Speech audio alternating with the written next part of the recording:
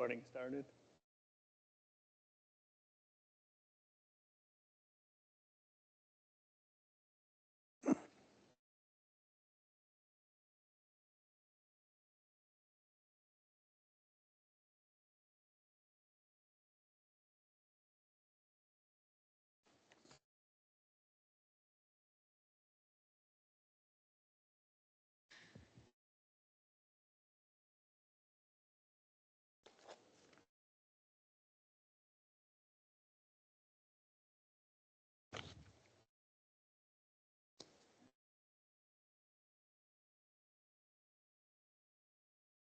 Good evening, everyone.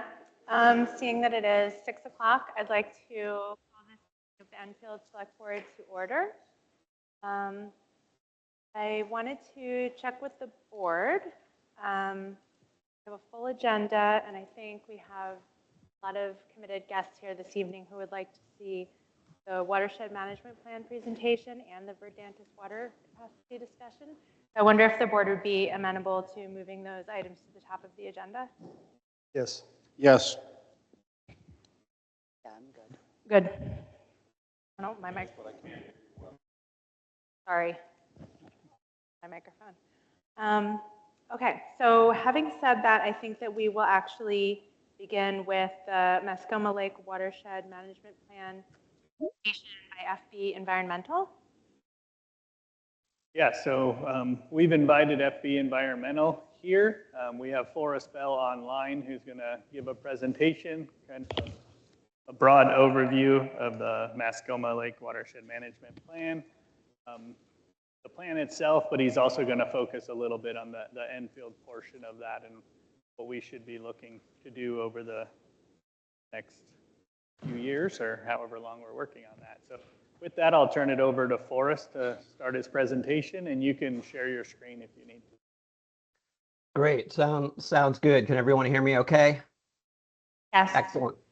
Excellent. Yeah, so thank you. My name is Forrest Bell. I'm the owner and president of FB Environmental Associates, so thus the name FB.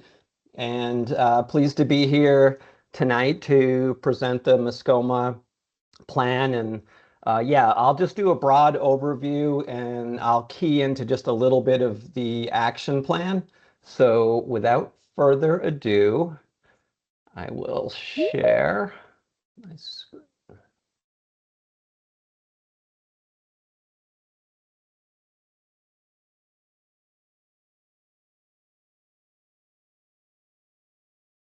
Okay, is that coming through okay?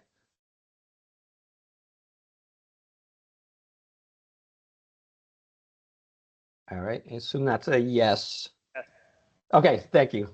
So yes, so we recently completed the Mascoma Lake Watershed Management Plan. So again, we developed this over the last 18 months or so, and I just want to give a broad overview. Here's what I'll be covering. I just have about 20 slides. It's what is the watershed management plan? How did we do it? What were the results? And then a few recommendations for the town of Enfield. So first of all, what is a watershed management plan? You can see from the picture, it's a practical guide that identifies the problem, sets the goals and outlines. And a lot of what we're looking at, is the flow of the water from the land and how it impacts the lake. That's a simplified version, but I, sometimes think a picture is worth a 1,000 words, and that's definitely the case here. We all live in a watershed, and here is the Mascoma Lake watershed. I've also highlighted Crystal Lake, and then you can see the Crystal Lake sub-watersheds in the pink in the lower side of the screen. And one thing I just wanted to call your attention to, I've been doing this work for about 30 years at this point, and so seen a lot of lakes and a lot of watersheds, especially in the state of New Hampshire. And this is a 98,000 acre watershed that drains into Mascoma Lake, which is just a little bit over 1.1 thousand acres. And it's good and bad, but I guess it's more challenging from a watershed management perspective because, roughly 100 to 1 watershed to lake size is a huge area that is making its way down through the flow paths, through the rivers, through the other lakes, through wetlands, and into Mascoma Lake. So there's a lot of runoff, and I'll talk a little bit more about that can, make its way there. I guess the good part is it's a moving system. So the flushing rate is about 6.5 times a year. So that means the water in Mascoma Lake replaces itself that many times per year. So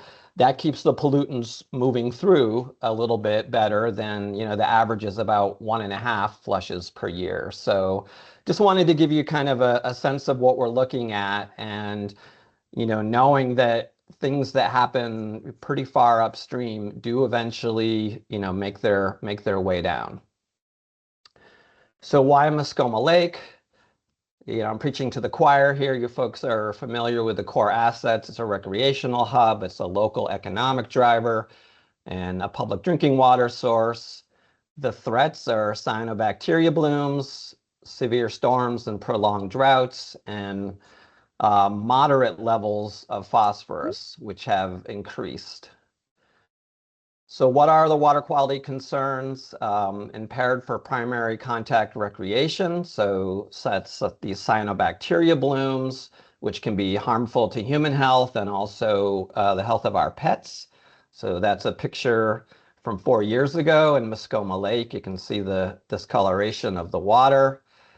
It's officially impaired in the state of New Hampshire for what they call aquatic life integrity.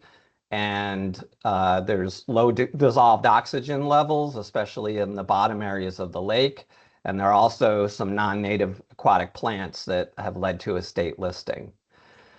I'll try not to throw too many scientific terms out, but I will, the term anoxia means very simply lack of oxygen in the bottom of the lake. And when that happens, you can have a whole series of problems, including what could eventually lead to these cyanobacteria blooms. So the phosphorus concentrations, and we are very focused on phosphorus, the nutrient, even though it's in our bodies, it's naturally in the system, it's almost too much of a good thing because lakes have so little phosphorus in them. We actually, when we measure water quality in the lake, we're measuring phosphorus in parts per billion. So just to give you an idea of what a minute amount, and then how, too much phosphorus can tip the scale. So the lake is classified, Mascoma Lake, is oligotrophic, which is sort of the highest quality, but a lot of the phosphorus levels are put it more in what's called the mesotrophic range, which is kind of the middle of the road. And a eutrophic lake is sort of the worst case scenario as far as, you have a lot of weeds growing, you have a lot of algal growth. And this naturally happens over time. A lake can go to oligotrophic to mesotrophic and eutrophic, but it's supposed to happen over thousands of years, and it's happening over decades here in New Hampshire. So the causes: excess watershed loading causes the water quality decline. Oops, and just wanted to leave that out, just a basic example of what happens. So why do we do a watershed management plan? A watershed management plan is a pretty in-depth scientific study. It's 149 pages long, so there's a lot in there, but we have to do a lot of what's in there to be able to fully grasp and understand and explain everything we can possibly know about Mascoma Lake and the watershed, and everything we think can possibly be done. So we identify the pollutant sources. We drive direct action. So that's where a lot of you come into play with the outreach and setting goals and the action plan, which I'll talk about a little more. And then where we are now, so the management plan is completed. So we're into the implementation phase, which is the all-important getting stuff done. Just another kind of example of what we did. The beginning part is building the public support. That happened a few years ago. Inventorying the watershed and defining the problems. Some of that is done by desktop. Some of that is done by what I call boots on the ground and actually, spending time in the watershed and trying to understand everything that we possibly can. Setting a water quality goal and, how to get there. Creating an action plan and prioritizing the actions, implementing and evaluating, and then ideally, in 10 years or so, the cycle goes again. So it's supposed to be a living, breathing plan, not one that gathers dust on the shelf. So again, I'm happy to be here to help it not gather dust. Some quantitative findings, and again, I'm just summarizing in a brief presentation here, but chloride and conductivity, so the salt that we put on the roads are significantly increasing, not just here in Mascoma Lake, but all over our lakes in New England, and this is disturbing because it directly impacts aquatic life that live in our streams, live in our rivers that flow into the lakes and in the lakes themselves. So it's a disturbing trend. Phosphorus, you've heard me mention probably 20 times already, but all of the phosphorus, the 94% of all the phosphorus entering the lake comes from watershed runoff and tributary flow. So there's more details in the plan. The other sources are atmospheric septic systems, the internal load from the bottom sediment. But in this case, again, you have such a large watershed of such a large area, the numbers are really high, as high as I've seen in the lakes that I've worked in my career. But the developed land in the watershed only covers 5% of the watershed area, but it contributes 48% of the phosphorus load to the lake. So a very small percentage of the land area, a very high proportion of phosphorus. And I do want to point a few things out with this number too. We did a build out analysis for this whole entire watershed, which is a big chunk of some of the modeling that we do. And 44% of the watershed is land that can still be built on. And I have a map to illustrate that in a second. Just a couple of maps that I pulled out from the watershed management plan that are particularly interesting. So again, here's your large watershed. Again, the red are the sub-watersheds that are contributing the most of this nutrient phosphorus into the lake. So generally, this tends to follow development patterns. So the more highly developed areas are where you see those higher numbers, and that's true here as well. So you can see the direct area around Mascoma has a very high impact. Crystal Lake Brook does, and then Crystal Lake, Mascoma River, some of those are a little lower. So there's a whole very detailed model that went into this very simple graphic, but this is a good way to kind of give you an idea. And you can see way in the upper part of the watershed, the phosphorus load is very minimal. So this is a very interesting map. So the green area this is the same watershed again that we've been looking at. This is the buildable area. The green is the buildable area within the watershed. So you have a lot of conserved land, and Enfield in particular is very impressive. I think about a third of the watershed is protected land in your town. Canaan has a lot of land that can be developed in the watershed. I think it's 71%. So you can see there's just a lot of green in that area. And why am I telling you that? Well, I'm going to get to that in a minute. When we do a build out analysis, and I realize this may not be a familiar term to a lot of people, but we're looking at how long will it take the entire Mascoma Lake watershed to be fully built out. In other words, based on current zoning, there's no place else to put a building. And the blue and the yellow lines are I apologize for the acronym, but the compound annual growth rates, right? So that's population increase based on the different censuses. So the 50-year is the blue dotted line, the 20-year is the yellow, and the 10-year line I wrote is the 2010 to 2020. That predicts a build out way into the future, hundreds of years from now. That feels like an anomaly to me, based on what we've seen, and also based, and we don't have the data here, but since COVID in 2020, we've seen data. We just pulled some for the Lake Winnipesaukee watershed, where there's really been a pretty high spike in buildings and population growth from 2020 to 2026. So we're going to see those numbers again. So looking back at the yellow and the blue lines, we're looking at potentially 100 or so years from now that giant watershed that I showed you could be built out. Now, is that going to definitely happen? It's a model, so we don't know that. But based on available data and based on how things have been growing in the last 20 to 50 years, it's a definite possibility, and it's something we need to be concerned about.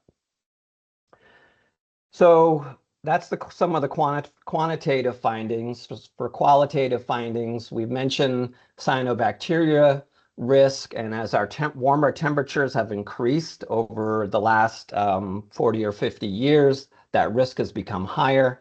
In Mascoma Lake, we've had the most number of cyanobacteria blooms since 2022 that we've had, going back quite a ways. So that's, again, a lot of the reason it was very timely to do a watershed plan.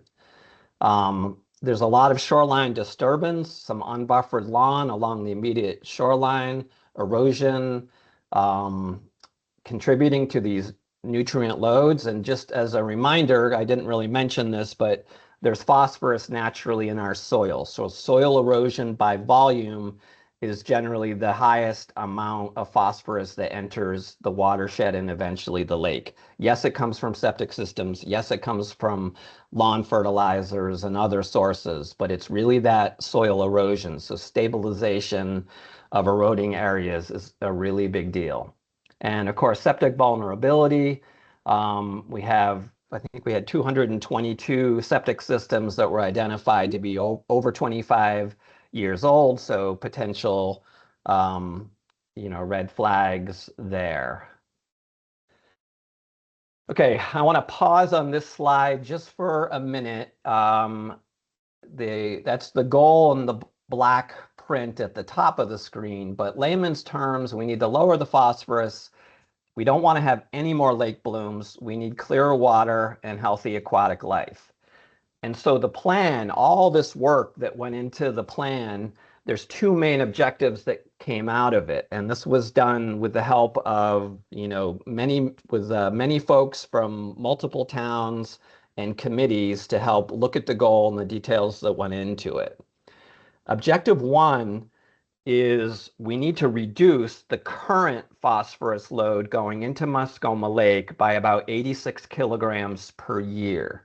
So that's a reduction of about 4%. That, to me, again, based on experience, that's very palatable. That's very doable, and the action plan sets some very specific ways that we can do this. In red, I put objective two in red, which is the future phosphorus load. So going back to that build out in the developed land that I showed you, in order to maintain the water quality and not have it further decline and degrade over time, we need to mitigate 475 kilograms of phosphorus per year from future development, roughly over a 10-year time frame. To me, that's a bigger ask. That's a bigger commitment that needs, more hands on deck to be able to get to where we need to go. 44% of your watershed is undeveloped, and development is going to happen, right? But it's going to be how we develop. Can we develop in a smart way that protects our water resources that are so important to all of us? So just about 5 more slides to go through. This is really the action plan. The specific action plan starts on page 101 of the report. I couldn't go through it all today, but it's there, and certainly could be another conversation for another day. It identifies the parties, it estimates the cost to implement, suggests the potential funding sources, the schedule, and of course, how, ways to quantify how to reduce that phosphorus load. And I love these pictures. A lot of the lake watershed folks we've worked with have done this boots on the ground work of doing projects around the lake shores, just volunteering their time to make a difference. And we've seen some great success stories that way. So general recommendations, infrastructure improvement. We know about stormwater catch basins, ditches, culverts, and infiltration, right? We got to move that water, move the stormwater. We saw an awful lot of it coming down today. Get it into the ground, get it away from our streams and the lake, and treat it as much as you can, slow it down. So that's a lot of you know all about that. The more we can do, the better.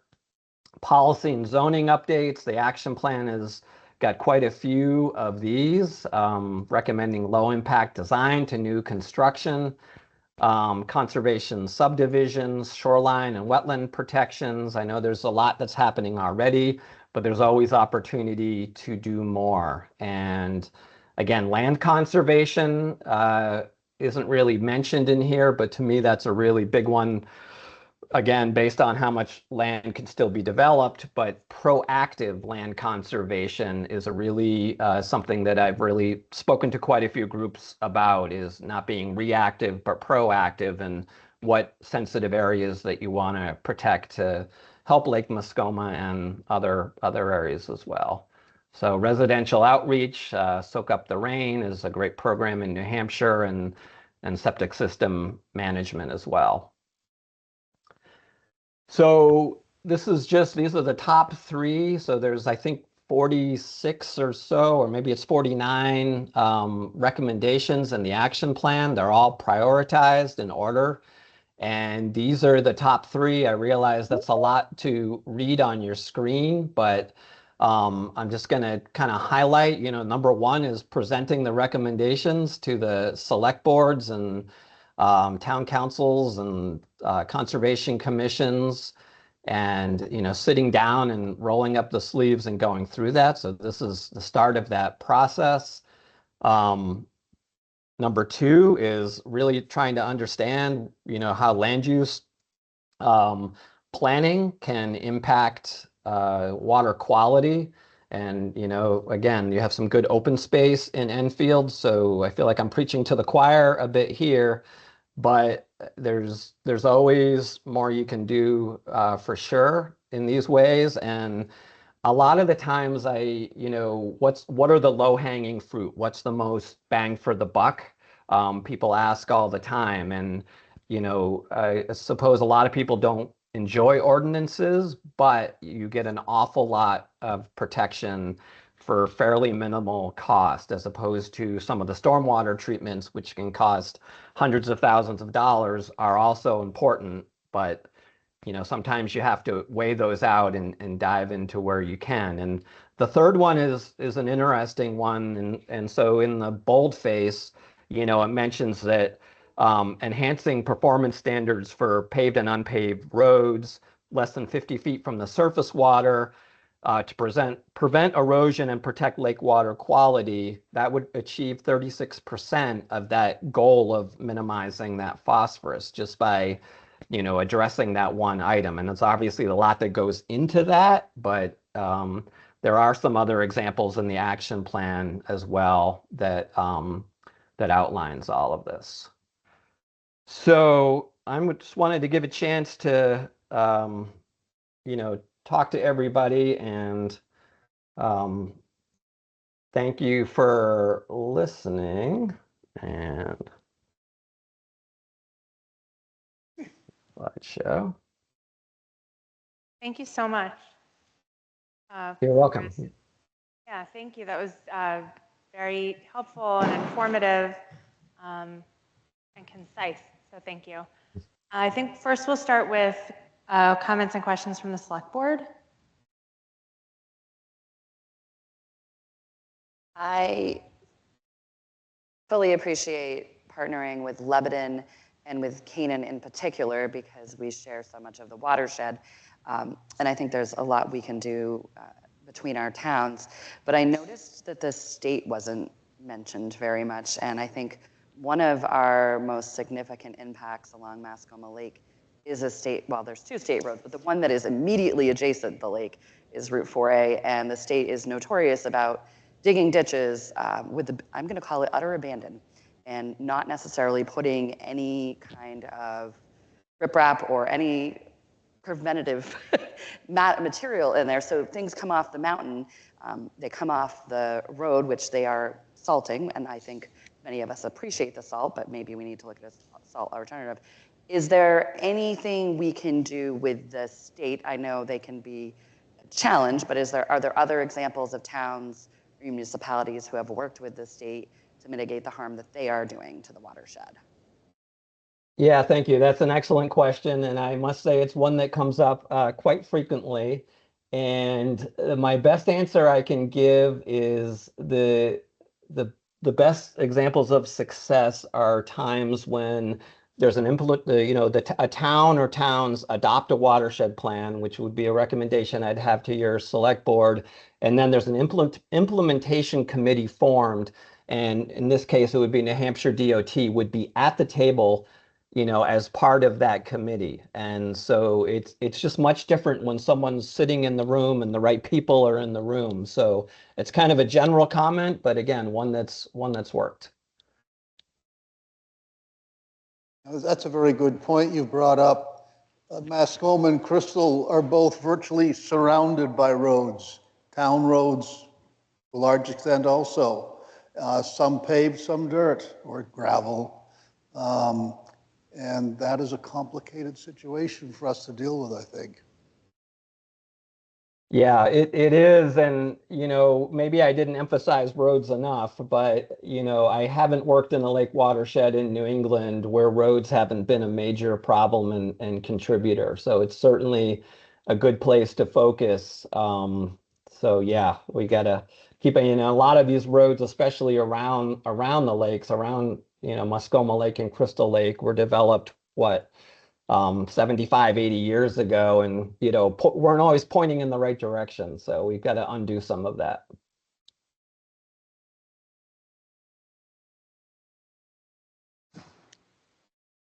So I have a question. I'm seeing sort of like a two-pronged approach arising. What can we do as an individual town? What can we do as sort of this coalition of partners within the watershed? Where are we in the process of partnering with Lebanon and Canaan? Have they adopted watershed management plans? Have they partnered with each other? Are they waiting for us to become willing, or would this be something, how does that work?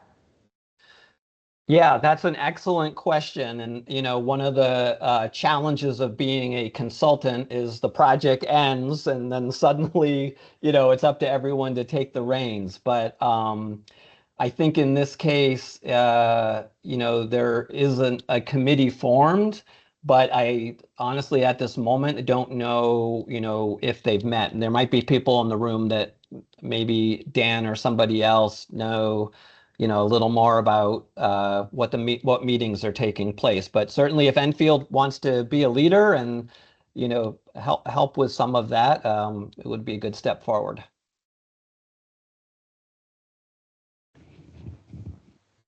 can jump in just a little bit. You know, we partnered with Lebanon to do this plan. I have been contacted by the city of Lebanon since this has been done that they do not want this to be a book that just sits on the shelf. So they're willing partners in this. We'll definitely be working with them. I do think it's important as we move forward to put some sort of committee together for implementation of this. And I think that committee can expand into the Crystal Lake Watershed Committee as soon as we get that done in the next couple of years. It's all in the same watershed, so it's a good place to start. We will need to reach back out to Canaan. We asked them if they would participate in this. I don't know if they had anybody participating in the group. Somebody in the audience may be able to answer that better, but I think we reach back out to them and see what we can do moving forward there. And this is stepping ahead just a little bit, but on the Crystal Lake plan, I have invited the town of Grafton to participate as well. Something that really struck me when I looked at the map, especially the buildable area, was that it's very clear, like was already stated, that Enfield has done a pretty decent job at conservation, and also the mountains help us a little bit in the large bodies of water. You can't build in them. But Canaan has an immense amount of buildable land, and the other thing that we know is that Canaan has no zoning. And so talking to them as leaders about how they are impacting us, we cannot make them have zoning, certainly we cannot make them do anything, but we could help them find resources, and certainly they have struggled through multiple leadership changes recently. So I'm wondering what we can do if we need to go to their select board meeting and ask for spot on the agenda to ask more directly for a partnership as leaders in this town, because I think this is going to continue to be a problem and grow, and without it getting some pretty personal attention, you know, and I'm not saying you didn't do it or no one did it, but sometimes sitting in the room and saying it when you're a face versus a voicemail or an email helps. Anyone else thoughts? Yeah, I guess I got one.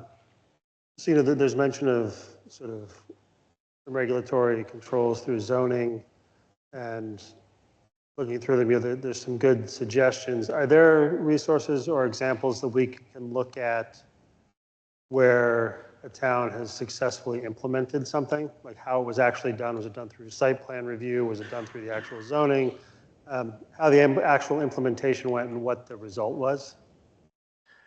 Yeah, that's a really good question. Absolutely. You know, I can think of a few towns that have been doing this for a while that have come a long ways. The two that jump out to me, one is Meredith, New Hampshire, and obviously, you know, on the lake. Another one is New Durham, which just has, you know, some pretty, you know, comprehensive, you know, overlay districts and different ordinances that really focus on watershed protection. And a lot of that is just because there were some very proactive folks that, you know, started looking at this a decade or so ago. So those are two towns that come to mind. But if anyone needs specific examples, you know, through Ed or you know, directly through me, we'd be happy to provide that, you know, more information. And is there, following up on that, is there any resources we can look at for what the sort of expected or actual costs were for projects or something? For people to understand potential impacts on, you know, a homeowner that wants to do something or whatever.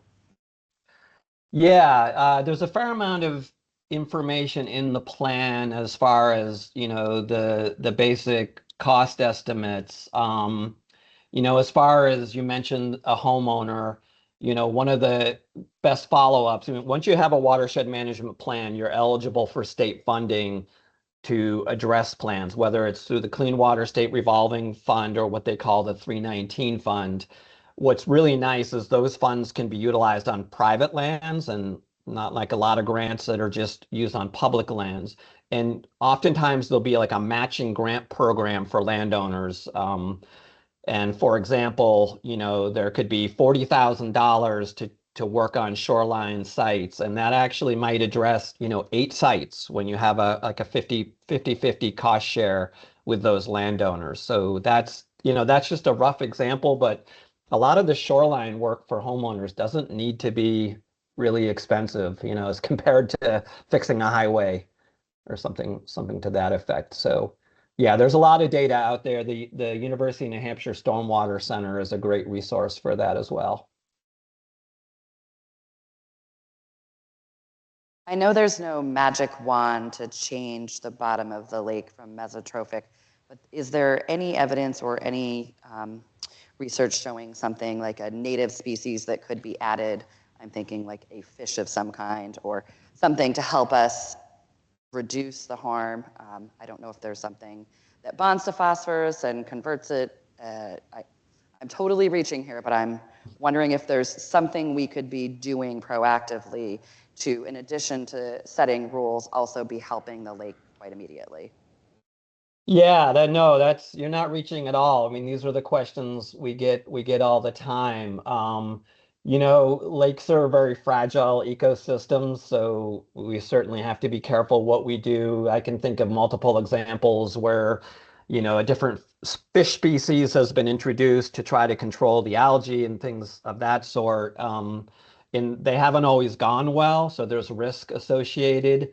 You mentioned binding the phosphorus. There are several good examples that my firm has worked with the state of New Hampshire and others to do what we call aluminum treatments, aluminum sulfate treatments that actually does bind the phosphorus to the bottom of the lake so that you don't have that chemical reaction. However, Mascoma wouldn't be a good candidate because you usually want to have an internal load. So an internal load is the phosphorus being released from the sediments that accounts for 25% of the total. This is just kind of a general rule, and it's only about 1% in Mascoma. So, and part of that is that it's just the water is just flowing through there more. I mentioned that 6.5 times, but Lake Canesaca is an example, and Partridge Lake in New Hampshire. You could look online about both of those lakes where they've had really successful treatments. However,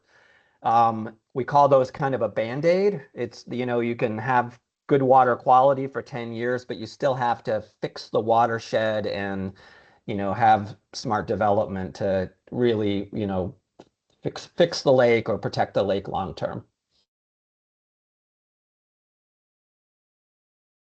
So my takeaway from what you just said, if the water is flowing through, then really we have to focus on the water that's entering.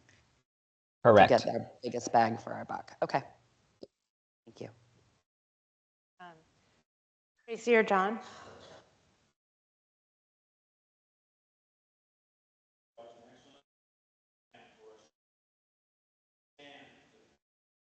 Is your thing Is your mic on? Oh, it's not picking up. Did you turn your mic on?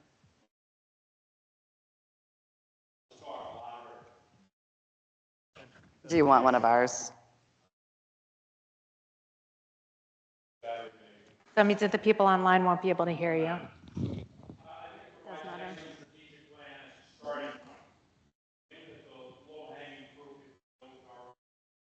Okay. So online participants can't hear you, and your voice won't be recorded for the minutes. I'm sorry. Yeah, sorry, I couldn't hear you either. Apologize.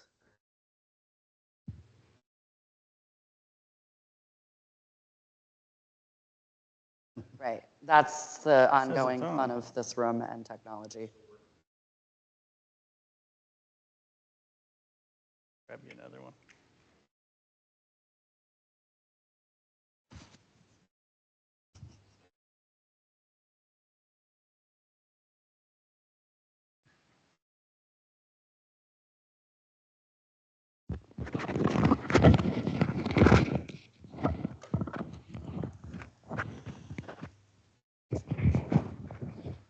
Plan B. Thank you. Okay. As I said, I think it's an excellent strategic plan. It's a good starting point. I think it illustrates that eyes and ears, boots on the ground, if you will, are important to the process. So communication to the public is the key to moving forward, I think. It's important for this report, pieces of it, to be known to the public so that they can keep an eye out for certain problems which could develop and make them aware of issues that they could bring forth so that they can be addressed. I think that's a good point to go for the low-hanging fruit initially. And I think some of that low-hanging fruit has to do with all the roads around the lake and how they are treated, particularly in winter. And that is something I think we could talk to the state about, and certainly a lot of it is entirely in our hands. I think we've made very good progress working with shoreline septic systems within 200 feet of the lakes. I think we're up around, are we up around 90% compliance now? We're over 90% compliant. Yeah. So, I mean, that's an enormous step forward. And, you know, we can continue to work on discouraging the use of a lot of chemicals to make lawns look pretty, because ultimately that will also wash into the lake.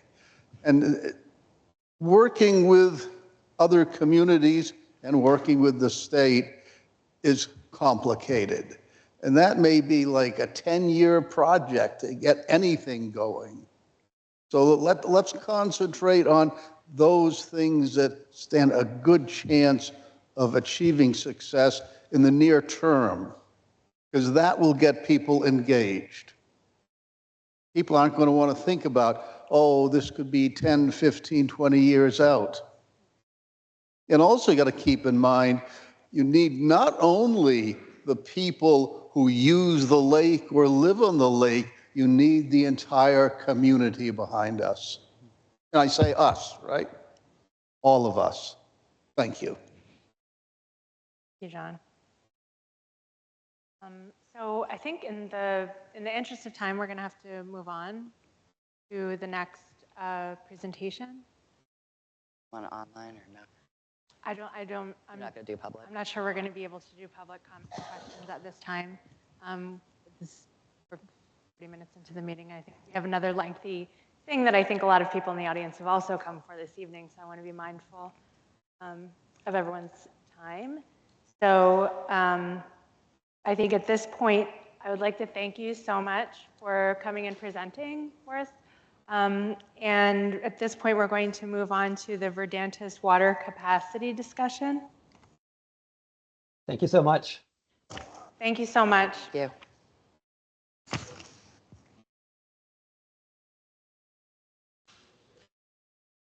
I'm sorry? If you're not doing public, you can't do that.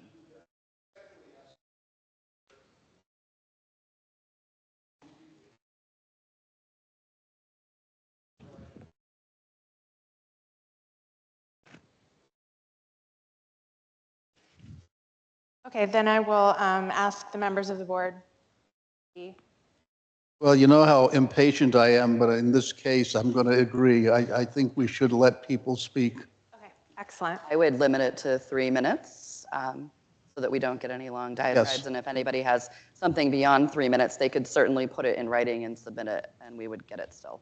Okay, sounds good. Thank you for speaking up.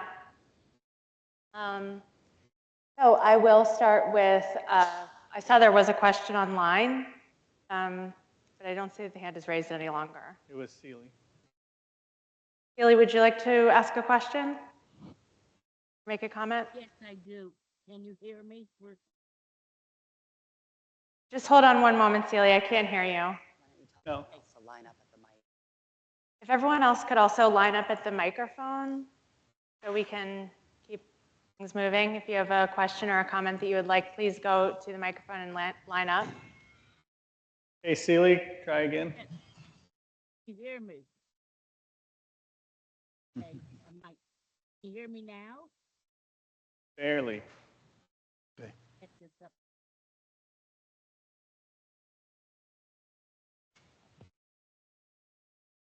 Oh, she's back on mute. Okay. Can you hear me at all now? A little bit, yeah. I can hear you and I can read what you're saying on the screen. I don't know. Go ahead, Celie. I want to ask about, not ask about, make sure that the prime wetlands, not sure whether this took into consideration prime wetlands in town, because I would think it would, because we have very large ones that I think is a big help. Did you hear that? Yes. Yeah, I heard it, and yeah, I Have was, more than what that the town designated at the 10, designated 5, did this act. I think they should right in with that whole plan, especially not interfering with them, filling them in or blocking them, part of the system. yeah, thank you. I didn't hear all of that, but I think I heard enough, and I'll just quickly say yes, wetlands and prime wetlands were absolutely factored in, and they're a big part of the model that we use because the wetlands treat the water and treat the phosphorus as it moves through the system. So when you have protected wetlands like that, it makes a big difference. Okay, great. Thank you. Thank you. Thank you, Celie. So seeing no more hands online, we'll go to the first person online. Please say your name for the minute taker. First person online for the microphone. Sorry, that was confusing. My name is Audrey Hartman, and quick question. Forrest, you mentioned that there were a couple hundred septic systems that were over 25 years old that represented a risk. Were those septic systems around the lakes, or were they around the watershed in general?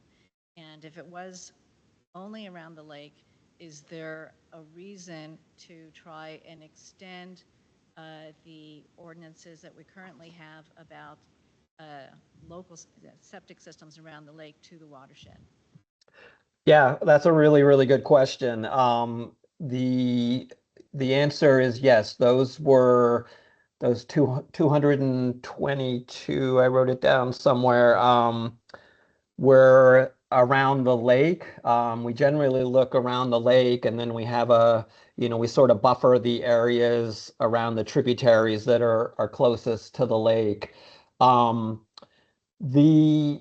on our experience, so much of it depends on the suitability for the systems. So, proximity to the lake or to a water body is obviously really important, but it's also the soil type and, the depth to bedrock and some of the other factors that are there. But yeah, it's, the soil scientists we've worked with over time, when you're in that, generally speaking, when you're in that 50 to 75 feet from the water with a septic system, that's when you generally see impacts. And of course, sometimes you do, sometimes you don't.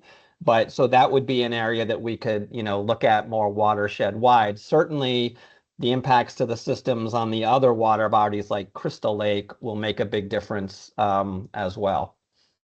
So great question.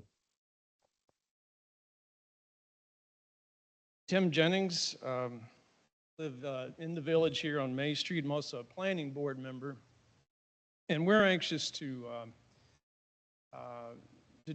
rewrite our zoning ordinance so that it promotes the kind of development that is acceptable to the town. And obviously, we want to make sure we're not degrading the quality of Mascoma Lake.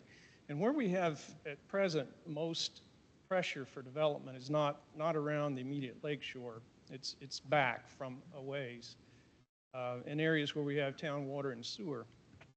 And so my question is, if a development that qualifies for site plan review, which is something like 3 or 4 units or larger, and none of what we're talking about is terribly huge, but in any event, if a site plan is required and then they have to get stormwater permits, site-specific permits, you know, all the EPA, Corps of Engineers, State of New Hampshire DES permits, and then they have to build stormwater treatment and management and then maintain those systems afterwards. Of the, I guess, various sources that you see in the future for runoff, degrading or lessening the quality of the lake, is a new development like I just described something that we should really worry about, or is it mainly the loading we're seeing from things that are already built? Thank you. Yeah, another excellent question, and I feel like I could talk for a half an hour on this, but I promise I won't. Yeah, I mean, well-planned small developments that are following, you know, the basic ordinances for stormwater, you know, runoff and treatment on site. Um, they they can be fine, right? I mean, like I mentioned in my presentation, development is going to happen. It's you know, it's not if it does, it will. So treating, you know, as much as you can on site is really important. The challenge is, and again, I'm speaking kind of broadly, is, you know, when you take a lot of the trees down and the forest down on a site, you know, you're increasing the phosphorus load just by doing that alone. And as a lot of you know, those plants and those trees are uptaking the nutrients. So I think, you know, we did the build out analysis and it shows you areas that are, you know, have a potential to be developed. I think it makes sense, you know, to look at. You have your sensitive areas and those areas, and we do these things, we do these analyses where we look at multiple different layers. We call it a co-occurrence analysis of, you know, this is a better place to develop than this one. So kind of flipping it and, you know, maybe looking in Enfield, we should concentrate development in these 4 or 5 areas. And here are 5 or 6 that are more sensitive for natural resources and the impacts to the lake. And we didn't go into all that detail, but I guess I just wanted to, it's kind of a long answer, but just kind of say there are ways to do that. A lot of it's the where as much as it is the how. Thank Hi, you. I'm Betty Plickta. I live on Crystal Lake, and I've been on Crystal Lake since I'm 4 years old.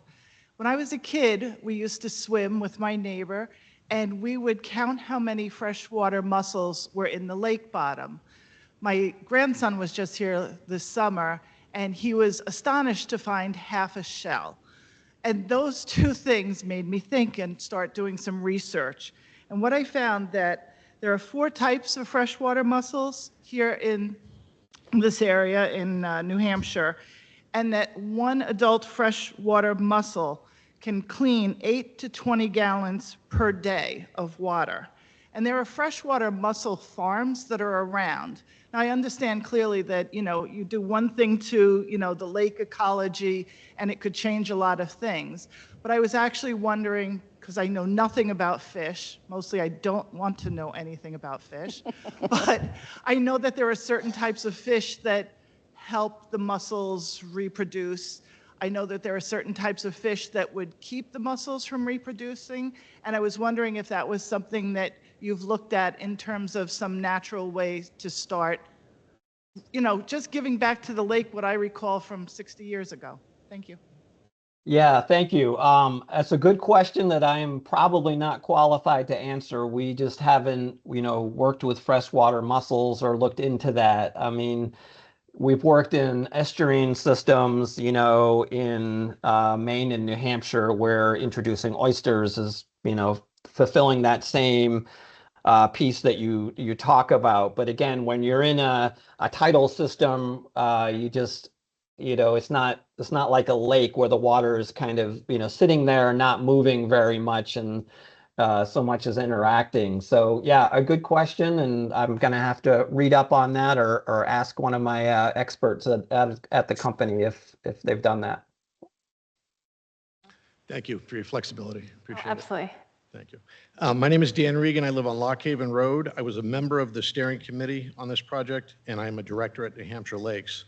I first want to say thank you to everybody in the town of Enfield. I wish every town in the state were as progressive as we are on this issue.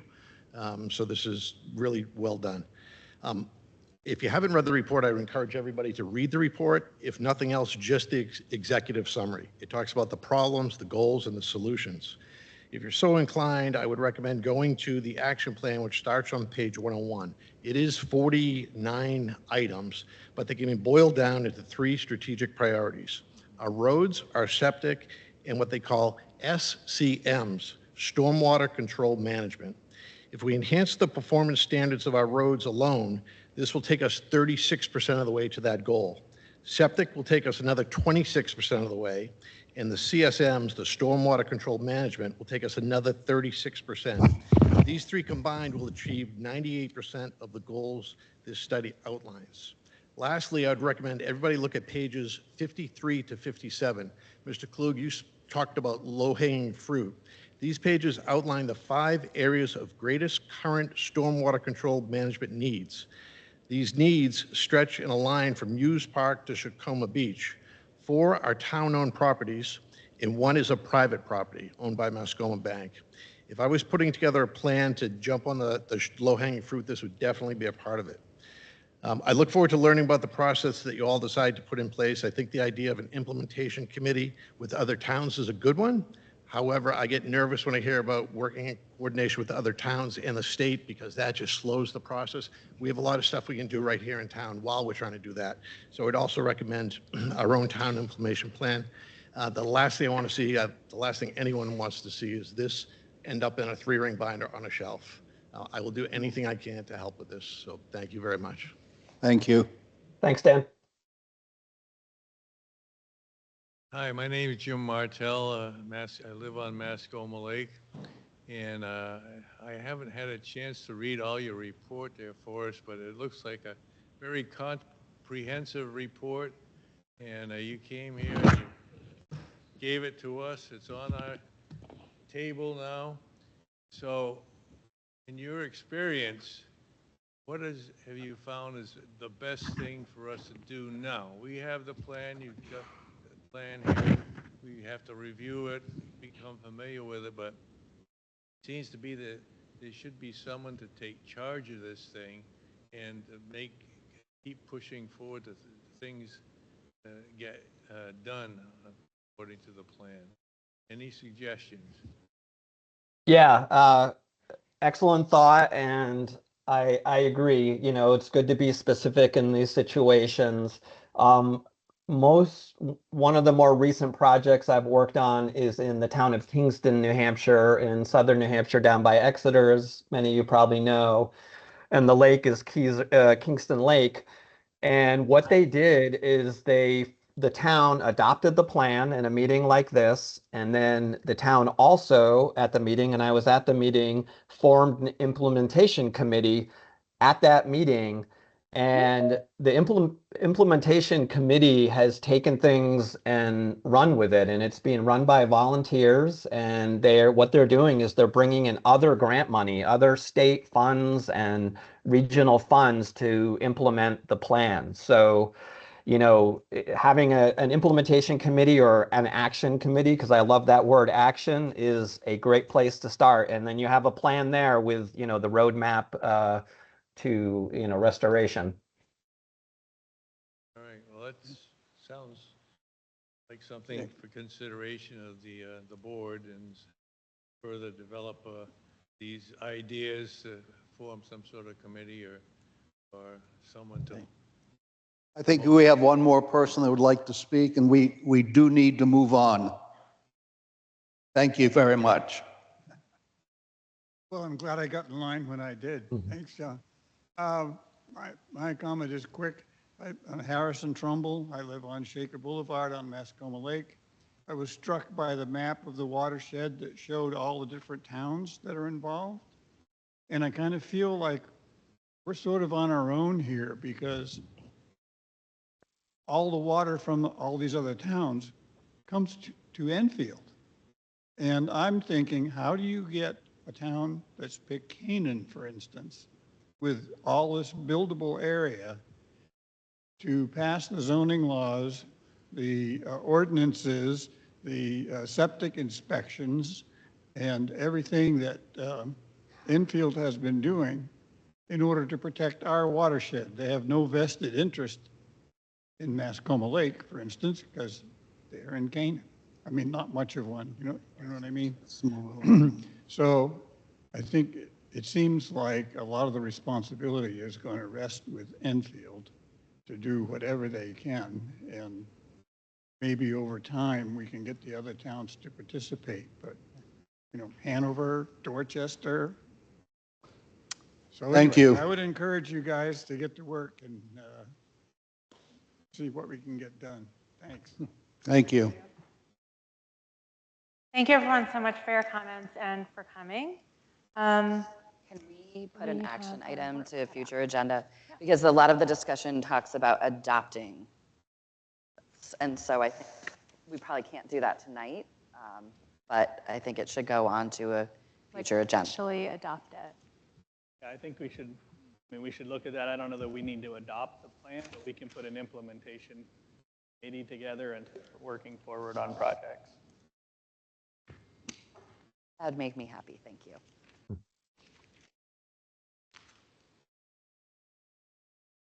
All right, so the next item on the agenda is, I'm sorry, thank you so much, Forrest. That was really, thank you for your time and expertise.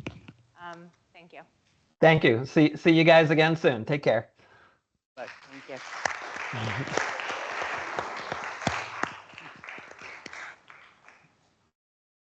The next item that we're going to look at is the Verdantis water capacity discussion. Yes, so thank you. As you guys know, a few meetings ago, we were discussing water capacity for a couple meetings in a row. We were getting multiple questions on the study itself. So I've been working with Verdantis, me and Jim Taylor, who's online, if you have questions for him. But I did work with Tavis and the team from Verdantis, and they have graciously attended our meeting tonight to be able to discuss the water capacity study with you and then to answer any questions that they can. So, Tavis, if you guys would like to come forward. Thank you. My name is Tavis Austin with Verdantis. Lift your mic up a little bit. Yeah. How about now? No? Yeah. Yes. Yes? Yes. I can go loud too. I just don't want to overdo the microphone. All good. So Tavis Austin with Verdantis. I'm a project manager with the company. Originally started working with Jim Taylor on the water rate study last year that led to your changes in connection fees and things like that. Currently also working with Rob Taylor. Verdantis has a contract to be the third-party review engineer for a planning board application that I will not bring up here, primarily because of the addendum that you guys as a town wanted. So there's a sort of separation between the planning board and the selectmen, which is why I was a bit intrigued originally with Jim Taylor's request for capacity in anticipation of a development. So that led to the original capacity memo that you saw that effectively said, yes, there's enough water. Mm-hmm. That is all based on production capacity of the wells. And you rightly asked some follow-up questions to which we provided answers, which then begot some more follow-up questions. So tonight I have Jesse Halikas here. He's a water engineer who has specifically provided the written answers to your questions. We have copies of that to hand out to you. We can make additional copies available if you want to share that with the public, et cetera. We also have John Morzoka here, who is a hydrogeologist. That is a fancy way of saying he can find water and make it appear. So we have answers to your questions, but we brought the whole team here at Ed's request to be able to answer what is likely to be further follow-up questions. We are going to try and be specific not to address any particular development, but we're also currently working on a proposal that would establish what we call a hydraulic model or a water CAD model of your existing system that would enable the town you specifically as selectman, but also working with Jim to be able to say, they're proposing to connect with a 50-lot subdivision. They're proposing to connect a 30-lot subdivision. Do we have capacity? What happens when such a thing occurs?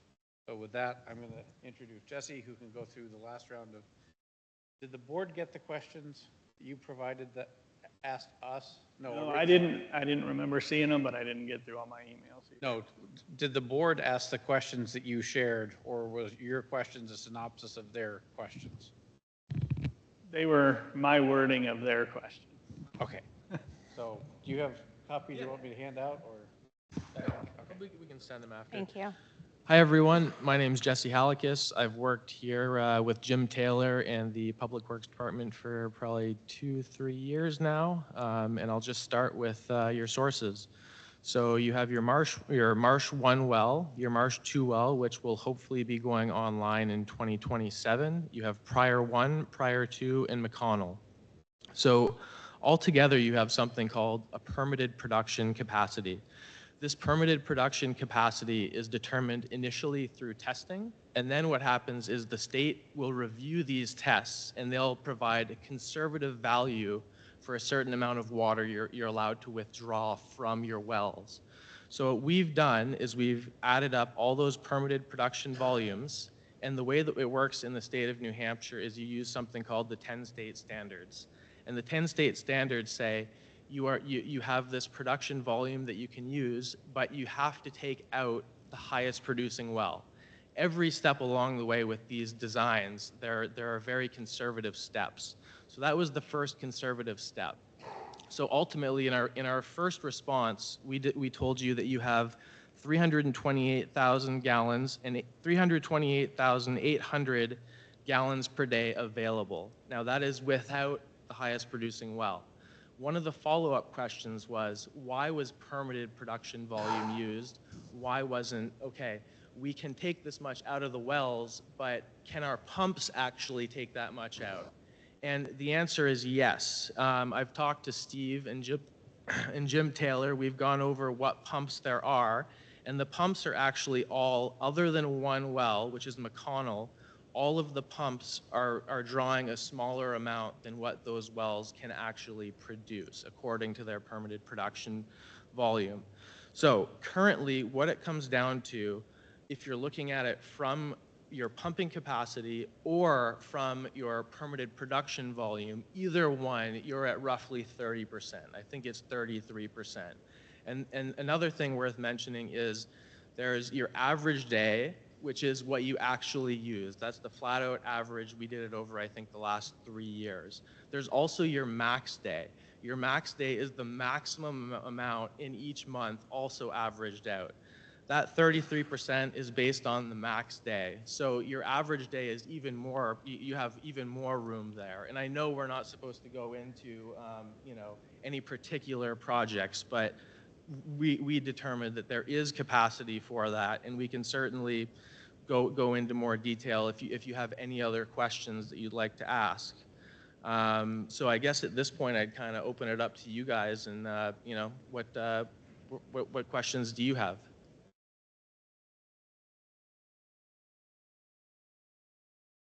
Oh, sorry, go ahead, Eric. I've got a couple. Just for our understanding, because it's a fairly technical thing, but so for the permanent permitted amount, is that done when the well first comes onto line? Is it ever updated? Is that expected to change over time? So John could, okay. Yeah, this is So again, my name is John Warzoka with Verdantis, and I've got a fairly extensive history working here in town on the water supply, so I'm very familiar with all the sources. So that's a good question. So permitted production volume is the volume of water on a daily basis, and that's how the state of New Hampshire approves withdrawals, is they approve based on a daily, so not a gallons per minute rate, but on a gallons per day. So when there is a permitted production volume assigned to a well, it implies one of two things. Either there was some testing done, and usually it's an extended pumping test. Back in the day, they were 48 hours. Now they're usually a minimum of 72, sometimes longer, where you're pumping continuously, stressing that well at the highest the highest rate that you would normally pump it at and proving the yield. There are some instances where wells that were in existence prior to 1998, I believe it was August of 1998, is when the current rules came into play for water withdrawals. Prior to that, they would often go by reported usage. So they would take your peak day that was reported by the water system operator, and they would assign that as a permitted production volume. So either way, there was some data to back up the fact that those wells yielded that. So that's kind of the first part of the question. The second part of the question is, do wells change yields? And that's a really good question. And the answer is yes, they can. But if you kind of vision a well like an automobile, right? So if you drive your car slowly and you change the oil and you maintain it and you watch for problems and address them, wells can last a very long time. So if you're pumping a well, operating it at below its maximum rate, keeping the velocity of the water entering that well as low as you can, those wells tend to last a long time. Also, wells that have good water quality, which you folks are fortunate that most of the wells here in town do, that Jim and his guys have in their portfolio of water supplies, all have fairly good water quality as a whole, not a lot of iron and manganese and contaminants that tend to cause issues with wells. So if you're operating those wells, conservatively, they tend to hold their yield over a very long period of time, sometimes don't decline. Where I have in my career have seen wells decline is when you're pumping a well right up against what it can yield. So basically driving your car 100 miles an hour down the interstate you got your foot to the floor every time you're in that thing, you don't change the oil, you don't watch it. They tend to decline in yield when you do that.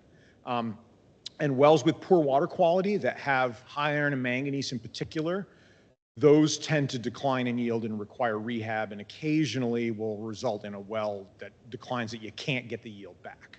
So with you folks, as it's specific to your system, based on the water quality that you have and the way the wells are being operated, which is really appropriate, like the wells are not being overly stressed, so we would anticipate that there's nothing here to suggest you folks should be significantly concerned about declining yields in your wells right now. You have a couple of wells. You have one well, the prior well 2, has a little bit of sand in it. That's something that Jim and his guys keep an eye on, but other than that, like the wells are pretty good. Follow up on that. So if we're currently at 33%, 34% of our max, what would be, and if being at 100% would cause potential decline over time, we're talking risks here, what would be sort of an appropriate level, percentage for us to start saying, oh, we really need to pay attention so that our existing wells last? So that's a great question, and that's a loaded question because that's why I'm asking you. Some of it depends on the wells and some of it depends on the town. Mm-hmm. So how you anticipate and envision the growth of your water system is probably the most significant component to that. Because right now, chances are your existing users aren't really going to use a heck of a lot more water. If anything, over time, we use less per capita, right? Because fixtures get more efficient, leaks get tightened up. You guys have a very nice system here that's well run, and I can say that having worked for dozens and dozens of water systems in northern New England. So I think you're starting with a very good place for your water system. It's just, what does the town envision from a growth perspective? So if you envision rapid growth and you have opportunities for that work with the town and the townspeople want to pursue that, then it's time to start looking today for new opportunities to develop sources, because well sites are very hard and very expensive to find. And because we have protective radii that require large chunks of undeveloped land to site a well and permit it. So it's something that communities should be looking far in advance to lock up that land. Doesn't mean you have to develop the source today, but you got to lock up the ability to do that. So, but again, if there is a limit on growth, in many communities, there's like only so much you can grow. So then in that case, it's like, well, you probably got a longer window, right? So that's kind of putting the question back to you, but to be pushed to a number, probably, 60%. 50 to 60%. Once you're hitting up against that for your actual uses, it's like, we probably ought to start thinking about it. Okay, so another follow-up, and also tying into the water quality. We have one well, the McConnell well, which is not good quality water. It's not great, but it's, yeah. But well, so our understanding that we've received from the state is that it would require treatment in order to use it on a regular basis. So that was included within our current production capacity, but we're really unable to use that water on a daily basis.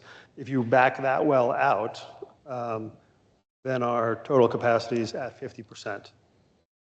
Yeah. So what I'm hearing, and I'll summarize what you said, is that we are basically at the point where we need to be looking for additional water in order to serve potential growth if that were coming.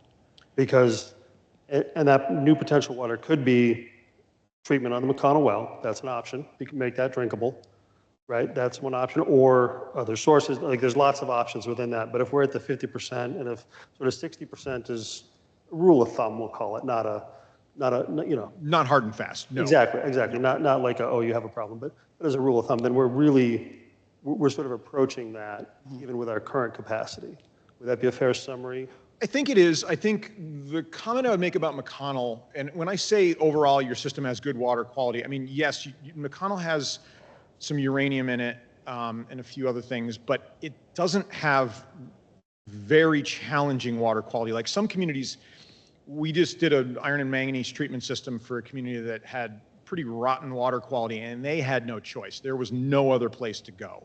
So it is actually a bit, it's kind of luck of the draw. You guys drew some good cards when you developed your, when you cited the town and developed some sources, because overall your water quality is nice, and it's, I wouldn't say terribly unusual, but a little unusual that you don't have to treat the majority of your sources.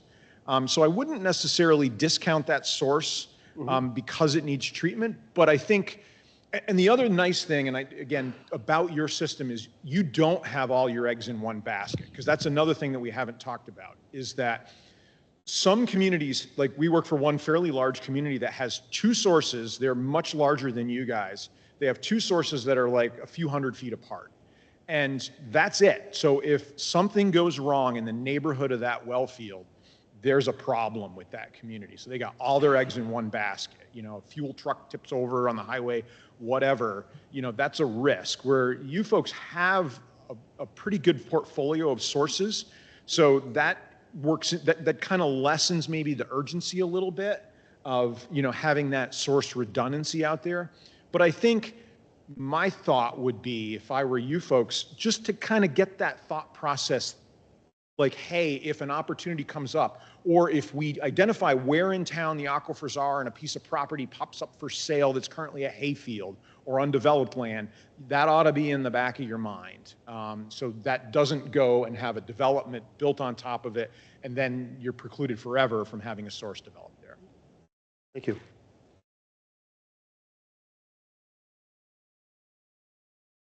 Thank you very much. Other comments or questions? Oh, go ahead. So once you guys are done with capacity, I did want him to shift gears slightly. We want to talk Laramie Farms just for a minute when we have him here. With the hydraulic modeling, there's a fire flow hydraulic modeling pressure that I'll let him explain a little bit, but it's something that me and Jim are working on, but I think the board and the public need to understand what that hydraulic modeling's for and what we'll need to be doing for in the future if you guys get an application to connect to the system. I think it's a prudent time to have that discussion. Sure. So talk for a moment about, so to kind of genericize this, we'll talk about a proposed large development that would have a significant demand located at one specific point in a water system. So that the water system kind of has three conditions, if you consider from a thought exercise standpoint, that is important at assessing where it's at. So you've kind of got your middle of the night situation where the system is just sitting there idle. There's not a lot of water flowing through it. So what does your pressure distribution look like in that system? So static pressure, as we would call it, kind of a low demand situation. And that's dictated for your system here. You have one elevated atmospheric storage tank, so all the pressure in the system is based on the height of the water in that tank. It's pretty simple, right? So the water puts the pressure out into the system. So, okay, so that's scenario one. Scenario two is 7 o'clock in the morning when everybody's up and taking a shower, and you've got your peak daily demand period, right? So at that point, everybody wants to have enough pressure to take a shower and make sure they got water and that it's not stirring up water quality issues in the water main. So that's the second scenario. So now you've got one large development at a point in the system where everybody in that development is also taking a shower. So that now is something that the system needs to consider, that the pipes are adequately sized. Because when we talk about pressure, the other thing that influences pressure is friction loss in the pipe. So basically the act of that water flowing through the pipe reduces the pressure based on the amount of friction. So smaller pipe, high velocity, more friction, more pressure loss. So that's something that you want to assess. And then the third scenario, which is the most stressful to a water system, is when there's a fire. So whether, there's a couple of, there's a fire where the fire department has to come and crack open a couple of hydrants and flow those things vigorously to fight a fire. That's the most stressful situation for a pipe network, because now you have a very high demand at one point in the system. And the danger and what the state is most concerned about, and what really the standards in general are most concerned about in that scenario, is a water system is designed to have internal pressure pushing water out all the time to prevent water from getting into the system. So basically that's why you have backflow preventers at connections. So you can't get contaminated water from bad cross connections in buildings and contaminated groundwater, and by contaminated I mean just bacteria, into the water system. Well, when you have a fire flow, so you have hydrants flowing and that thing is flowing 3,000, 4,000 plus gallons a minute, now you got to make sure that you're not dropping the pressure anywhere in that system where it's negative and now going to suck bad water potentially through potentially leaky connections back into the system and cause contamination. So that's where a hydraulic model can tell you what the, at least it approximates the conditions that you have in place now, today, and then you can add that demand, through, a computer exercise and say, okay, once we add this fire flow at this location, what does it do to the rest of the system? And will it result in a pressure drop that's unacceptable? And if it is unacceptable, what can we do to mitigate that? Because if it's unacceptable, the state's not going to approve that development and it presents a danger to your customers. So you have to make sure of that. So it could be anywhere in the system, but right now your system is a very simple system that is the way it's laid out. It's got one pressure zone, so it's not terribly complicated. So you really didn't need this model up to this point. But now that there's some talk of some large point demands that are new on the system, it's a worthwhile exercise to assess that, because again, it could have some pretty negative impacts.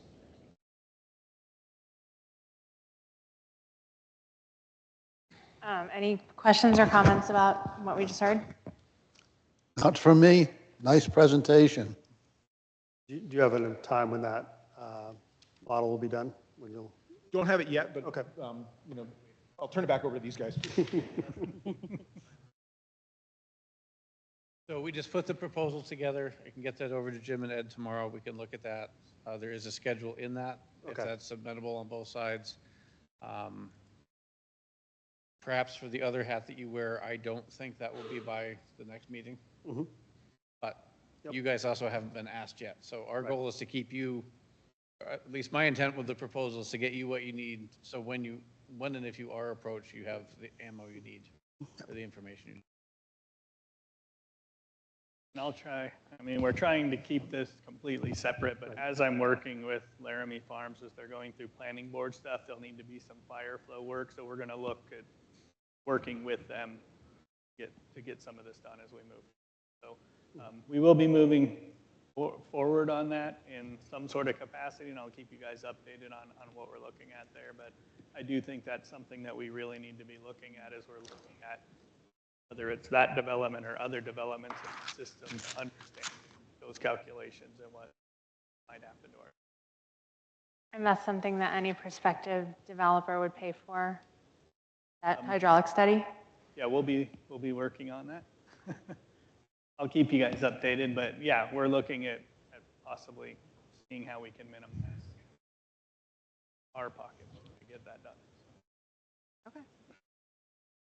I guess I feel that if we wouldn't have had to do it without having something, then we shouldn't be paying for it out of taxpayer dollars.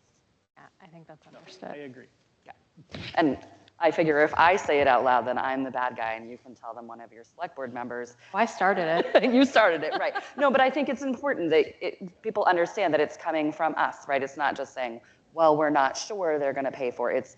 We really don't think it's an appropriate use of taxpayer dollars to do a study. I think the study is absolutely needed and appropriate if they want to go forward with the development. If they need it to make sure they're safe, absolutely do it, but they can pay for it. Well, and I don't want to turn the equation around, but if you listen to some of the way Eric was presenting information, you may need it now. Now, for sure, I'm not suggesting you were right or wrong in what you said, because from my perspective and my understanding, which I understand much better after hearing John tonight, I think Enfield probably is in the place where it's time to start thinking about a model. But given a particular development that we won't mention and the capacity that has the potential to double where you are now, I think your logic in having them contribute might be apt.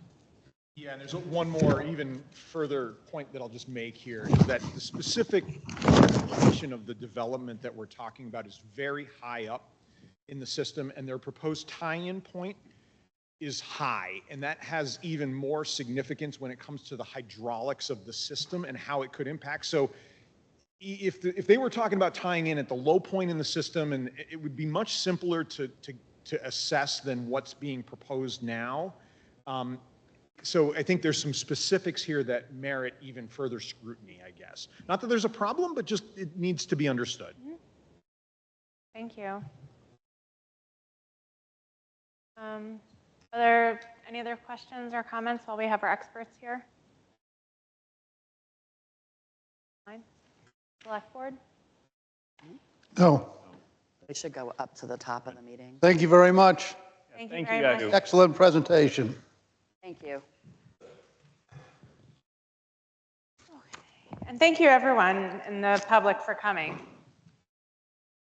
always exciting to have a full meeting. Moving to the approval of minutes from July 19th, the strategic planning retreat. I would entertain a motion to approve those minutes. I make a motion to approve the minutes of July 19th as printed. A second. Second. Any discussion or comment on those minutes?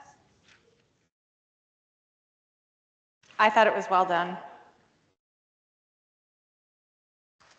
All in favor of approving the minutes from the strategic planning meeting, say aye. Aye. Aye. Moving on to the approval of the July 20th regular meeting minutes. I would entertain a motion to approve them. I make a motion to approve the minutes of July 20th as printed. Second that. Any discussion or comment on those minutes? None. All of those in favor of approving the minutes, say aye. Aye. Aye. Aye. Yeah, they'll get to that in a while. Moving on to board reports. I'll start with Tracy. Well, we went back to the top. It'll be a minute. No, I'm going to defer any detail until we consider the CPACER question. Excuse me, Ms. Kennedy. I'm sorry? I've had some health problems and I'm exhausted. I would like you to know, before you do item C, that we do have emerald ash borers in town. There are some magnificent ash trees on Depot Street and on the rail trail that are infected. One of them was trimmed last year and the lumber was dumped. It wasn't burned. But they are beautiful trees and they are infected with emerald ash borer. I forwarded you the email so you can share it with them that says it is emerald ash borer. So thinking about doing something about it later is not something you can do. Absolutely. Thank you for Thank listening to me. Thank you, thank you. We'll feed that into item 5C when we get to it. Thank you. Continuing with board reports, Eric. Yeah, the planning board had the continuation of the Laramie Farm public hearing. I think it went very well. It was, a lot of the concerns people had were addressed. It's getting very close to the end of the public hearing portion, and then it will move into the deliberation of the planning board. That is continued at the second meeting in August for folks who are interested. I have nothing to report tonight. Excellent. I have nothing to report tonight. The Enfield Village Association will be meeting next week, and I will be back at the next Heritage Commission meeting at the end of this month.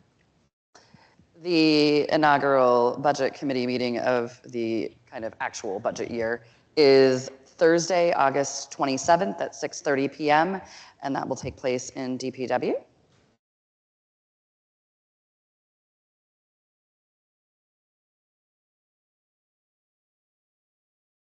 Okay, thank you. Moving on to the town manager's report. Yes, this would have been a little better earlier, but I'm glad we got those presentations done. But starting my staff report, I just wanted to welcome Nancy Bates, our new finance director. Nancy brings more than 15 years of municipal government and finance management experience, along with a business administration and a strong background in budgeting, accounting, strategic planning, and organizational leadership. She's previously served leadership roles with the City of Claremont, City of Portsmouth, the Town of Webster, and the Town of Wilmot. And Nancy has a long-standing personal ties to Enfield, so she's excited to come here and serve the community, and we're excited to welcome her. Today was her first day, and she survived and came and joined us today. Welcome. Welcome. Welcome. Moving on with the staff section of the report, we've posted a job for highway supervisor for the DPW department. We have a bunch of applicants right now. We're looking at a few of them, and Jim will be setting up interviews for sometime next week. We are continuing to take applications until this position is filled, so if someone out listening to this, or if you know somebody that would be qualified for the highway supervisor position, please have them contact Jim Taylor. The town, I'm going to skip that. I talked about it last time. We have our new grounds maintainer who started and is working, doing a great job as far as I know. And then the police department has posted their police sergeant position, and we're currently taking applications for that. Moving on, a couple meetings ago, we had completed the tax deeding of 22 Daniels Drive. I just wanted to update the board that that sale has been completed with the Lakeside Co-op. Crystal Lake Watershed Management Plan, we talked about that a little bit, but I've been working with Christine from FB Environmental on the final stages of creating a work plan that'll be approved by DES. Once approved and our committee is formed at our next select board meeting, then we will be able to move forward with the kickoff for that project and get started. So excited to get that project underway. On land use, as Eric mentioned, this Wednesday there's a meeting talking about zoning changes, and then the next site plan for Laramie Farms will be Wednesday, August 26th at 6:30 p.m. The zoning board variance appeal that we have going on with Christy Pierce from 111 New Hampshire Route 4A is scheduled for next Tuesday, 8/11 at 10 o'clock. That'll be the court hearing for that appeal. And it'll take a little bit of time after that hearing to get the actual verdict from what was moving on.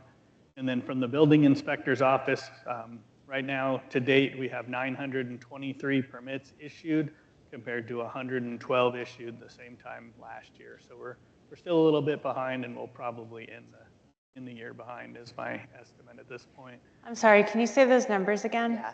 The numbers, it's 93 permits to date and 112 this time last year. Thank you. And then as we talked a little bit earlier, right now we have 323 out of 346 shoreline properties that are in compliance. And I have been working with Vinny on those properties that are on the island, and we'll be we'll be continuing to work on those and get that information back to you as we get more information. On the public safety realm, recruit officer Caleb Drexler will take his PT entrance test for the police academy this Friday, and we'll start full-time in the department next Monday. So we like to welcome him to the department, and we'll be starting a little bit of training before he moves on to the police academy. Police department, up to date, has responded to 3,281 calls, which is a 6% increase compared to the 3,105 calls last year at this time. Police department and fire department will be participating in the annual Walk with a Cop on the first day of school, where parents and students meet at the community building, and then they walk with emergency responders from Hughes Park to the school. This is usually a hit with the kids and the parents, and it helps alleviate traffic congestion at the school. So we appreciate them doing that, and it's always a great event if you go up there and watch it. Fire department has responded to 156 calls this year compared to 147 last year this time, which is also a 6% increase in call volume. And then EMS is the one outlier. They've responded to 97 calls so far this year, which is equal to the call volume that the Enfield ambulance responded to this time last year. In DPW, I don't know if you guys have been hearing about it, but there's a lot of stuff circling the news wires on Iran with the Iran controversy going on, that there's been an uptick in trying to hack water systems and different stuff. So just wanted to give you a little bit of an update on that. We've been working with the Overwatch Foundation, which are the ones that did our .gov upgrade last year and a lot of the security compliance. They've came out, they've inspected our water systems and computer systems that go along with that. We're in really pretty good shape. Right now, the Enfield pump stations have no direct internet connection, which is a good thing. We do not control our equipment with program logistic controllers, PLCs, which is the main hacking that's going on right now. All SCADA communications is through a cellular network hosted by a third party. It's a cloud-based system, and it has multi-factor authentication and login. I did attend a federal webinar last week, and most of the places where their water systems are getting hacked are connected to the internet and have no password protection on them. So it's nice to have password protection and multi-factor authentication for our water system. All pump stations, if something were to happen, can be run manually in our system. As they mentioned earlier, we have no treatment chemicals or treatment centers that have to be taken care of. The one thing that Overwatch did flag was the age of the DPW internet switches, which were already scheduled and budgeted through SimQuest to be replaced this fall. So overall, we're doing really good there, and it's nice to know that we have some good cybersecurity protections over our water and sewer system. The 2 highway plow trucks that we've ordered, we've been waiting for them for many months, but they should arrive before middle of September, and we'll be able to get those ready before the upcoming plowing season. Roadside mowing is nearly complete. Then moving on to the final department, recreation. Recreation summer camp started. We're on week 6 of 7. It's hard to believe we're almost done with summer already, but this week the camp will be visiting the Monshire Museum of Science. Mascoma Youth Sports registration is up to 110 players for soccer, and it'll continue to be open for about another 2 weeks. We are looking for volunteer coaches. It would be appreciated for several grade levels, so please contact Todd at the recreation department if you be a coach or you know someone that would like to help being an assistant coach. And then the last thing was the Hughes Park basketball court. Work on the basketball court service schedule. Right now we're at a point where we're allowing the asphalt to cure before we put a sports coating on it, so we'll be watching it as we move into the fall season. If it cures by then, we'll go ahead and put coating. If not, we'll get that in the spring. Recent rain and high humidity has slowed that process a little. But our next part of the project, I believe basketball holes and backboards have been ordered, but we'll be preparing the baseline area for installation of the hoops and bases once they arrive. And then I'd just like to take a minute to thank DPW for their help on that project. Not only did they help bid the project, but they jumped in, removed all the old basketball courts, and then they graded the area around it so we'd have better drainage. So just thank Jim and his staff for the work that they've done there. That's my town manager report. Thank you. Any questions? Do you also post this online, your report, town manager's report? Don't usually, because it's not written in a way where it's. Ah, okay. It does substantially end up in our minutes. Like, it's pretty detailed when it hits the minutes. It's very detailed in the minutes. So I would say yes, but not as a separate item. The 23 properties that are not in compliance with the septic regulation, are they getting fines?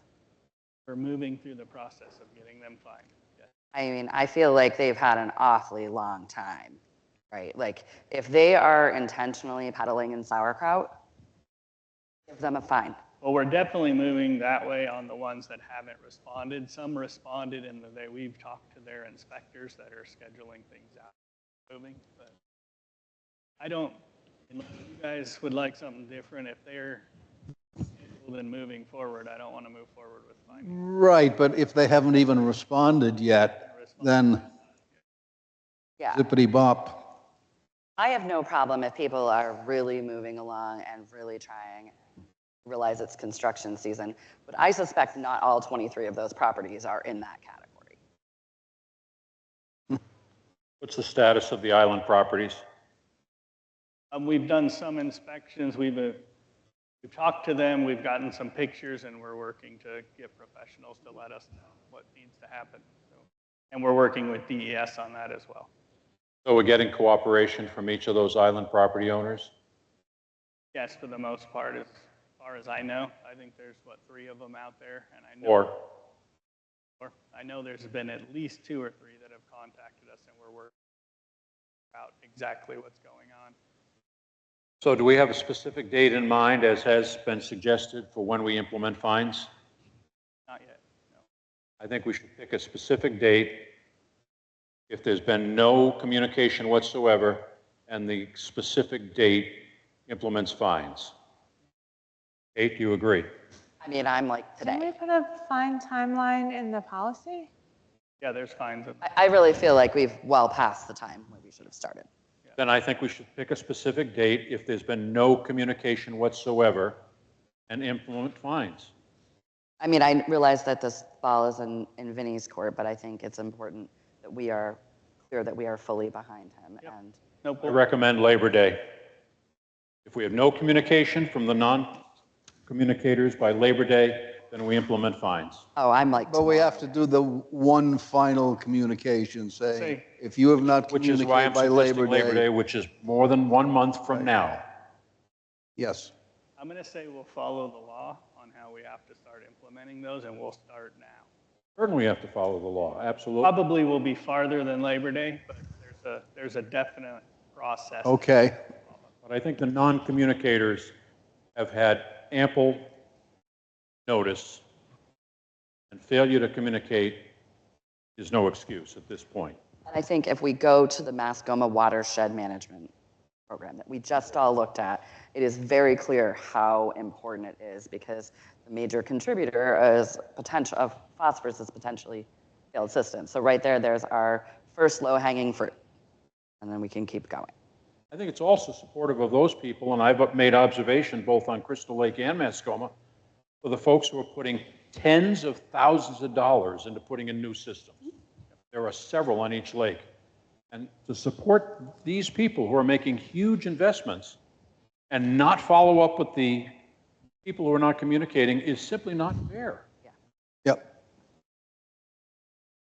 Is there any update on the Hughes Park sign or the QBQ barrier on 4? There is not. So I need to get with Jim. I just sat down again today to get with him we're waiting on bids from contractors, and I know the wrought iron part is really hard to get bids for. Yeah. to get those done. There are fabricators around here who can do that for us. It's been fixed before. I would say we may need to pull that wrought iron in because there have been some very interested characters giving it a very close examination. And I am sure they are curious because it's never been down low where they could touch it before. And I'm not saying they're going to break it more, but sometimes when you're looking and you're not in a museum, you touch with your hands. So I don't think having it get worse. And maybe it's bent so bad it needs to be replicated. I don't know, but I think leaving it there is asking for some kids to, I'm sorry kids, but most likely adolescents, take home a letter. Or the barrier on 4, did you say anything about that? What was that? The barrier on 4, barrier. The curly Q barrier on 4, by the side of the road where it's all. I can have Luke contact state again. Again, okay. I don't know, maybe like constant pressure will help, like it has to get fixed eventually. Okay, any other questions or comments? No, let's move along. I have one more, I'm sorry. This is to revisit many years of doing this. We have quite a few double polls again. Just pass those along to me. Is that you? Okay, thank you. That's all I wanted. No, I have a contact at Consolidated. The last 2 I've turned in were taken out that day. We like it, thanks. So we'll get back with them. Sounds good. Moving on to the item regarding consideration of developing an emerald ash borer preparedness initiative. Kate, would you like to speak to this? Can I make one small comment before we jump right into this? I do believe that before we take any particular action regarding ash trees and ash borers, that we get some good scientific information on this. Because we've been dealing with this problem for many years. And I have 90 acres of land, and I can tell you which are the ash trees, because they're dead. And I have gone up all the way up the hill, almost to Katie's place, and there are lots of dead trees. And I'm wondering, why has the electric company not done anything with those trees that are practically leaning into their wires? So there are 2 things. We need scientific evidence, and we need to have a conversation with the electric company. So, and one final thing. I do apologize. They are beautiful bugs. It's crazy, but they really are.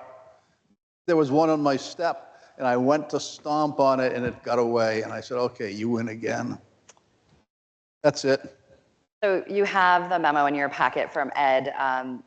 I, just in driving around town, not just up Lock Haven, but I keep seeing pieces of these trees falling. And as much as I love trees and I'm very interested in conservation, I'm also very interested in guarding our wallet. And so I think this is a 3-pronged approach to me. First, we need to get the power company to take down anything that's within their right of way and do what they need to do. We need an inventory of what might be within our portion of the right of way. And I think the third component that I was talking to Ed about that I'm really interested in is doing some kind of public information campaign in partnership with the public here in town to incentivize them or help them gain resources so that they can take down these trees as well. I had a conversation with Rob Taylor, and he brought up the idea of also leveraging our relationship with Upper Valley Lake Sunapee Regional Planning Council. And I think this could be very, very expensive. Jim could tell you how much a call out is, but I know when I see a limb down, outside, tree limbs do not seem to fall during the workday for some reason, in my opinion. And so I think it could be very, very expensive for us as a town to have call outs where we call out police and fire usually, hopefully not the ambulance, and then you're gonna have DPW out in many cases. They don't just get to take the limb off if it's on a wire, then you're waiting for the power company to get there in their appointed timeline. Sometimes they're there fast, sometimes in bigger storms, 2-3 hours or days. So I wanna really be thinking strategically about the components that we need to address.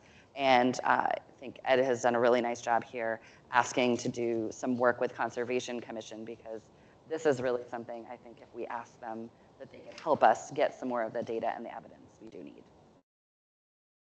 So with that, I think that's a good conversation, whether it's the Conservation Commission or not. I do think they're a group that may be a little bit interested in helping and understand our natural resources out there. Is it a conservation effort? Maybe not, because the trees may be gone already, or most of them are gone already, but I think finding somebody that could help, I don't know that we have the staff time or capacity to really put a big, I don't call it a full study, but some really good thought into some ways we may be able to mitigate the risks moving forward and to work with the public and some of the companies and the town to take care of some of these trees that are dying, that are along the roadsides or even out in the, in their private property. Oh boy, we better be very, very careful about that, because there are thousands of dead and dying ash trees on people's private property, and we're not going to jump in there and spend money on that. No. Absolutely not. That's exactly what my memo says, not that we would spend any money on that, but that maybe we can come up with some different projects, ways to partner with tree companies or somebody that would really lower the cost for homeowners to take care of some of these trees. That would be worthwhile. Especially in the areas around their homes, maybe near their neighbors' homes along the roadside. If they're out in the forest somewhere, they probably don't need to spend a bunch of money to take the ash trees down. But we do have a bunch of them along the roadsides next to property lines and places that when they do fall down will cause some damage. And if we can start to put some sort of program together to educate people about not only the ash borer problem, but the hazards that may come along with these dead and dying trees as we move forward. I think it's a good use of time. I think it's a great program, and I think it could be a really big benefit to some of our citizens. And as Kate pointed out, it'll be a benefit to the taxpayer's wallet, if you will, if we're responding all times of night to remove trees from the roadside, or even worse, it could cause accidents or other problems if they were to fall at the wrong time. So I think it's something worth looking into and maybe doing a little research on, and I would like the select board to have a discussion on whether that's something we want to do and how we would like to move forward doing it. We just have to be careful we don't give the impression that we're going to cure the ash borer problem. No. We're just going to cure the consequences of the ash borer problem. Yeah, I don't personally think we're at a stage where we're ever going to save an ash tree in this town. If it was easy to save them, somebody would have come up with something other than hanging purple boxes by now to identify them. And so I think at this point, to me, from a conservation standpoint, you're saving maybe some trees next to them if you do some proactive work. But I really am very focused on saving tax dollars. I'm sorry, but I'm sorry for the trees, but they are dead, most of them. Yes. And unfortunately, there's not. The ash trees, the injection process is prohibitively expensive. It simply cannot be done. Even the average tree can be thousands of dollars. Yeah. I've already removed one on my property. I have one more to go, both of which were near overhead wires. So the first one had to go. The second one is going to have to go in this fall for the same reason. Don't expect Liberty Utilities to do a thing. They don't care. If you want to charge the Conservation Committee with something, ask them to contact Liberty Utilities and get their official opinion. They're not going to do anything until a tree falls down. Right. If the board wants to consider an inventory of town roads that has trees that will endanger the road, that's something to consider. Beyond that, I'm not suggesting we take them down, but an inventory wouldn't be a bad thought if there are, in fact, ash trees which endanger a road if they fall. However, and it's rather ironic, ash trees don't fall down.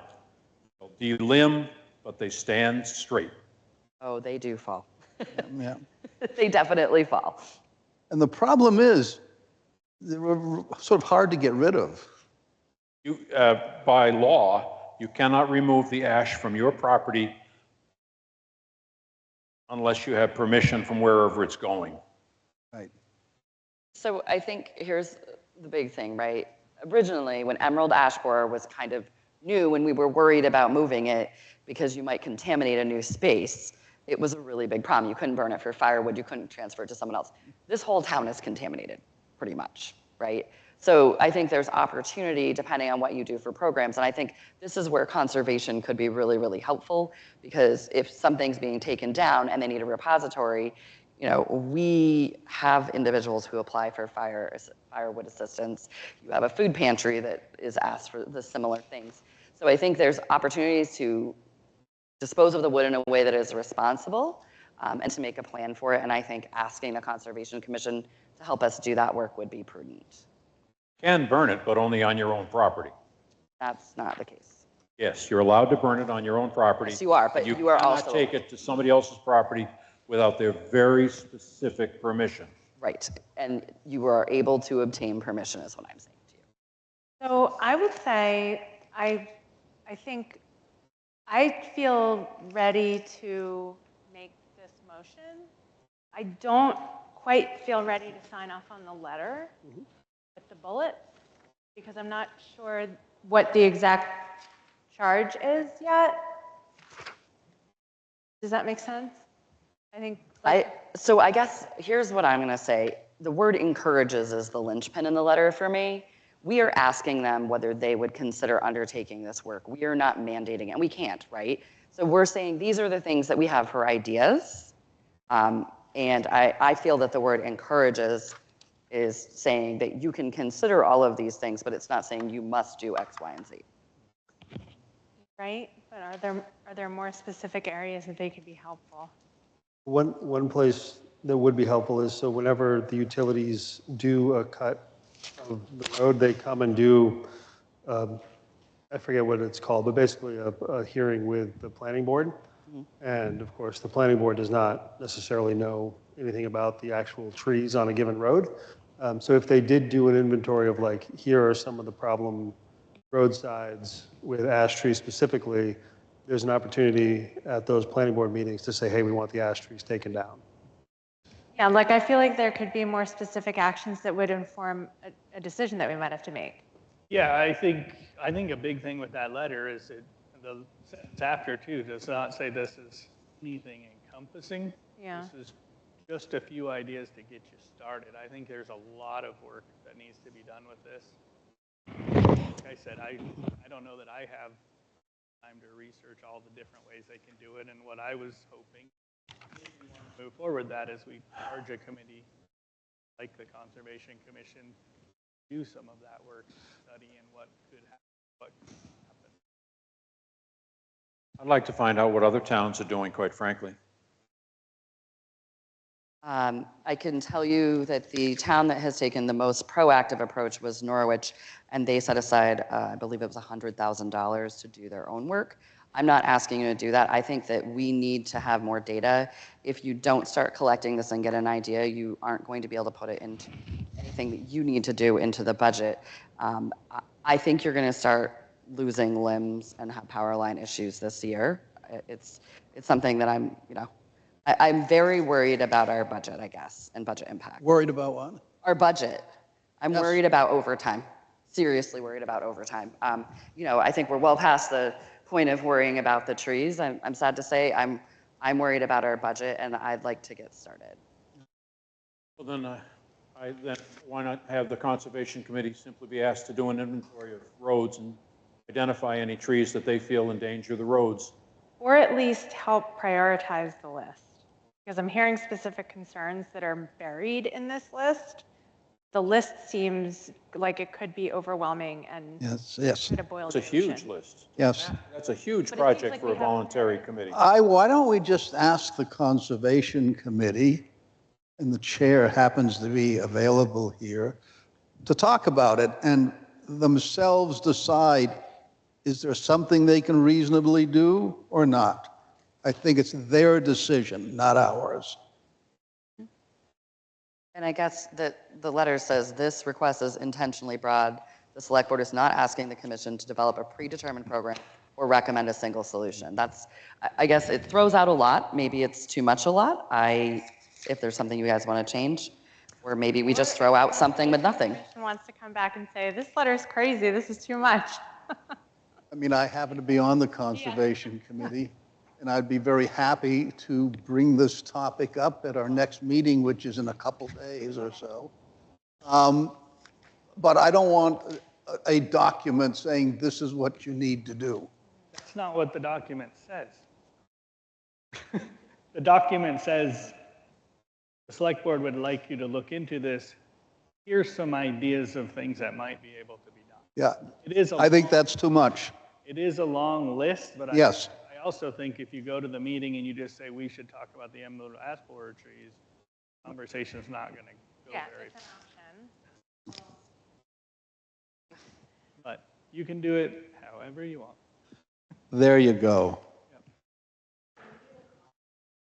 I will give you a copy of the letter. We have to make a See quick, if they, we have to make a quick motion first. All right. that's what we were Yeah, asking. there you go. We'll see if this flies. I make a motion to request the assistance of the Conservation Commission in researching and developing recommendations for an Enfield Emerald Ash Borer Preparedness Initiative, including public education, partnership opportunities, and long-term management strategies, and to report its findings and recommendations to the Select Board, and hereby authorize the town manager or their designee to provide staff assistance and transmit the attached letter on behalf of the Select Board. I can help you all you need. I need a I can second. help you. Not going to second it. Do we need, just as a point of discussion, do we really need a motion for John to take this to them? I'm sorry? Do we need a motion for John to take this to them? I think going to them is a really good idea. I think it's a great idea. I just don't think we're ready. I'm just wondering if we're going to Dr. Seuss this and speak for the forest and speak for the trees, or if we're going to get anything done. Are we going to talk about this in 2 weeks so we can talk about it again? Because we're asking for them to do work, so I'm fine sending stuff with John, but now Shirley's asking for this letter to see it. She can see it as in a draft form, which I'm fine with. Either way, I think we need to make some kind of indication, even if it's just consensus, that we have some kind of indication, and she can see the letter as a draft. Do we need, to Eric's question, do we need a motion for this? There's a motion in the packet, but Eric is asking, do we need it? If someone wants to make a motion, they should make a motion. I did make the motion. I'm looking for a Yeah, okay. I will second the motion. I think it's a good idea to request their assistance. All in favor? Aye. Aye. Aye. Everyone say aye. No? No. Say opposed? Opposed? I'm opposed. I'm opposed. Perfect.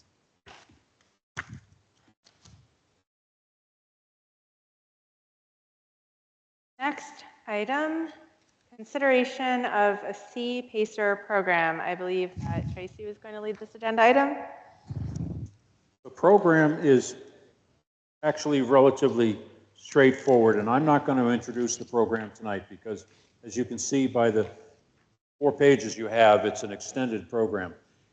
However, I'd like each of the select board members to read it over at their opportunity, and I'd rather discuss it if they have questions at the next meeting. I don't see any sense in reading it and trying to review it tonight. It is not as simplistic program that you shouldn't learn about it and decide whether it's something we want to support. It doesn't cost the town any money. However, there are town guarantees involved at the bottom line. So I think that you need to read what's there and come back to the next board meeting with questions, if any. Yeah, I would like to add, as you look through it, look at it, there is, like I said, there's no financial obligation, there's nothing from the town. There's going to be some staff time, and there's some extensive record keeping. That we need to keep records on these buildings for up to 30 years, the length of the mortgage. So it's just something to think about there. I do think there's some possible advantages to some of the commercial real estate going in to allow them to get a loan on energy saving and green energy, solar, different things that are in the packet there.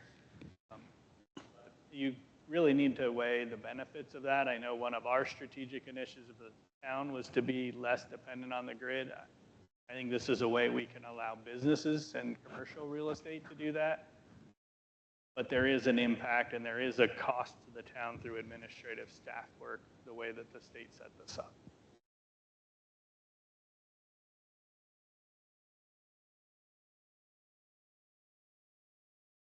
So rather than a motion at this time, I'd like to simply suggest you read it, absorb it, come back with questions. We'll make it a point of discussion at the next meeting. I would ask that for the next meeting, you put everything back in the packet, because I hate having to go dig again. We're not going to do it tonight.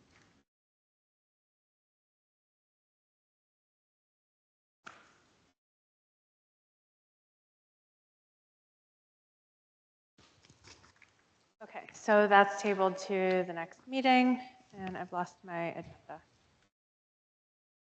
Select board priorities. Select board budget priorities is the next item on the agenda. Thank you. So I took our discussions from the last meeting, but then I also took some things that we talked about in the strategic planning session and started to draft a memo with some projects on the back and some different ideas of things to take forward to the budget committee, and just wanted to put those in front of you to see if like any of them changed or in a way that or add anything or take anything off that's on this list.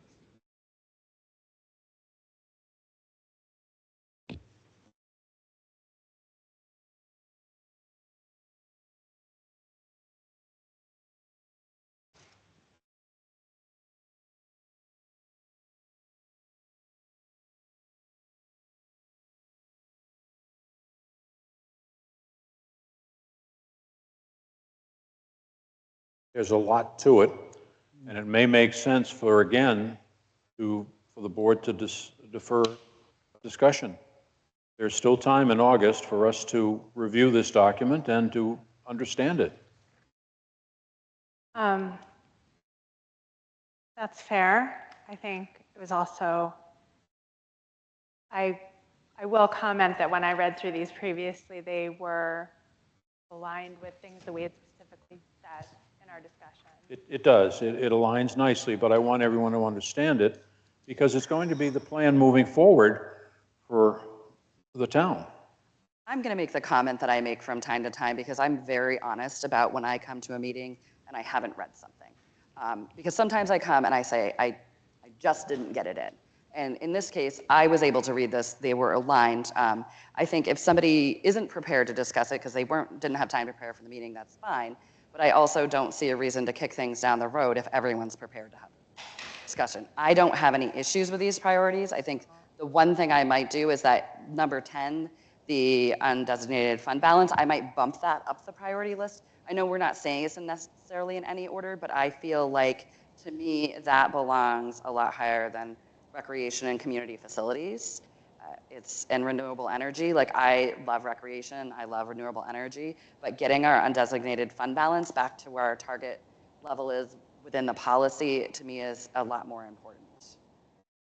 Maybe. How would you like to see it? I mean, I would move it, maybe make it number 8, or go higher if somebody wants. That was the only thing I really saw.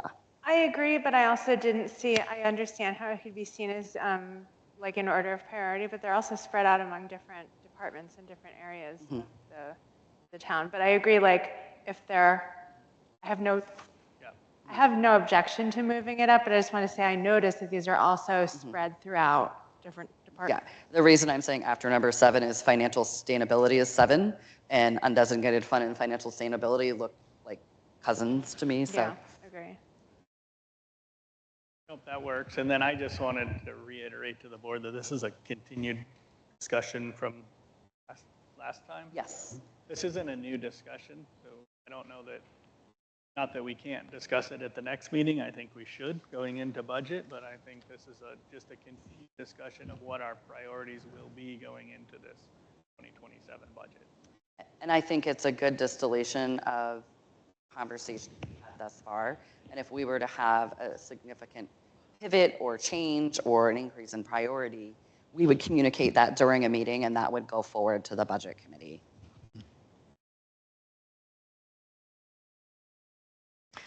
Other comments or discussion on this?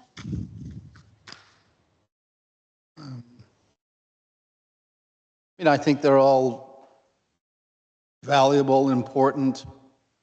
You know, I hate to say one is more important than another, but certainly the undesignated fund balance has been something we talk about all the time when we talk about finances. So, I mean, even if we didn't give it a different number, I'd say, you know, I'd put a circle around that, and something we always need to be thinking about. Katie's absolutely right about that. Eric or Tracy? No, I think it captures it. There's, you know, this is big picture. You know, it doesn't like explicitly say some of the concerns. Like, you know, if you look back at the last 3 years, we under budgeted our non-labor-related categories. But that's, I don't know if you want to call it out specifically, that is in the financials sustainability 7 thing would be making sure we're budgeting appropriately for those costs. And we've been improving the last 3 years on those, but we have been under budgeted for each of them. I don't think we necessarily need that level of granularity here, but I don't think we want to lose those details and specifics as we're talking with just communicating, I should say, to the budget committee. And we never know, you know, what disaster might befall us. You know, whether it's man-made or natural. You know, I'm always worried about Oak Grove Street. Okay. If there's no other discussion, we can move on to the old police station committee discussion.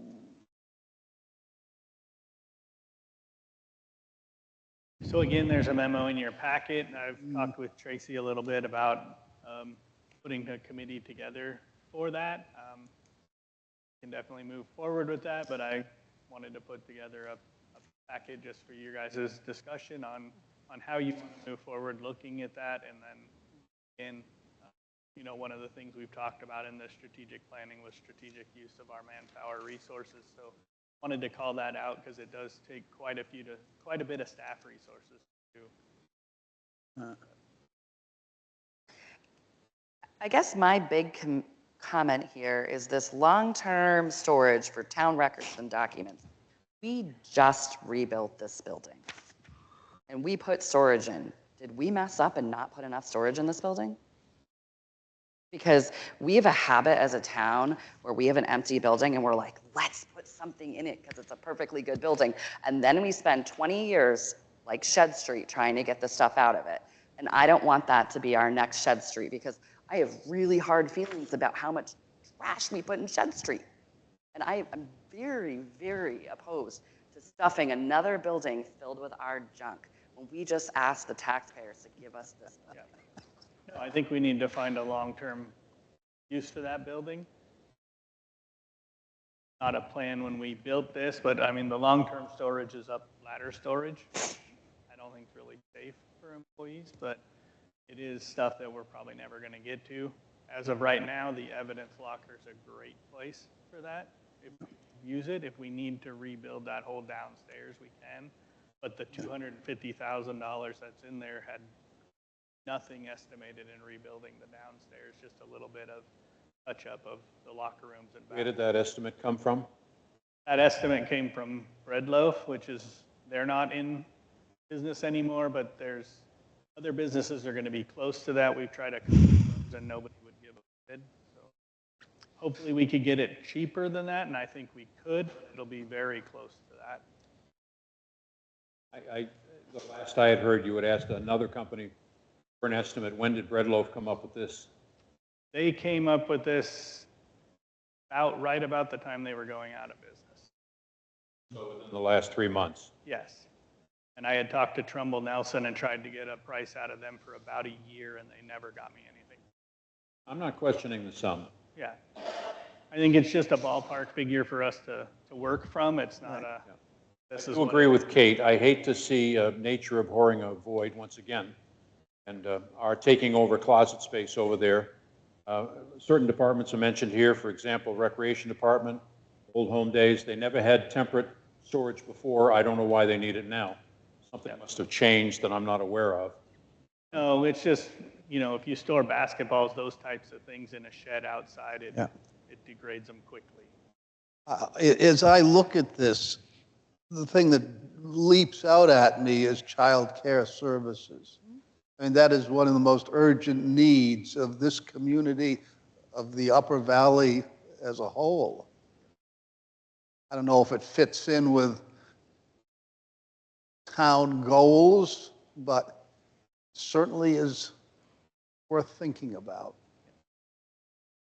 One of the things to me, John, is that I think there's a huge amount of demand, and a building that is properly maintained and occupied stays in better shape typically, to me. If you plan it. So if you are leasing it to an organization that is responsible in a way that you have regular upkeep and maintenance, even if it's revenue neutral for us, to me, that's part of our campus, and maintaining as part of our campus is important to me. If we could do it and end up with much needed childcare.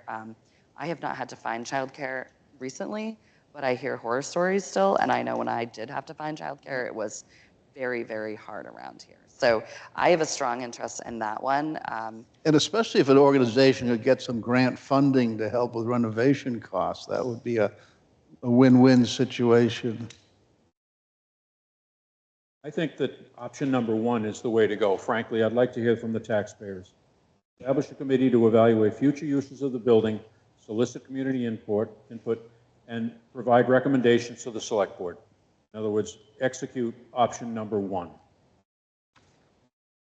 Well, I think if we're suggesting to expend resources into renovating it before making it useful for, potentially with the childcare option, then the taxpayers would have to be involved in that. Yeah, I think what we're doing here tonight is figuring out how we want to take care of that, and there's a few options in your memo of, do we put a committee together, charge some staff to do it, do we have public hearings and decide at the select board level? That's really what we need to do. So however we want to move forward, figuring out a process to determine what we want to do with it is, I think the process is what we need to determine tonight, not what we want to do. Right, but so for context, initially, I was like, oh, do we need an advisory committee that takes, as you had said, when I was reading the packet, it can be town resource intensive. But now that I'm hearing that there might be expenditures before the decision, I think we should open our minds. And I'm also interested in the hybrid approach with maybe a hearing or something, just so we can understand. I don't think it's appropriate for us at this time to start litigating what happens and how much it costs. I'd like to hear from the taxpayers as to what they want their town building to become. As to how it gets paid for in the future, it could be a fundraising campaign.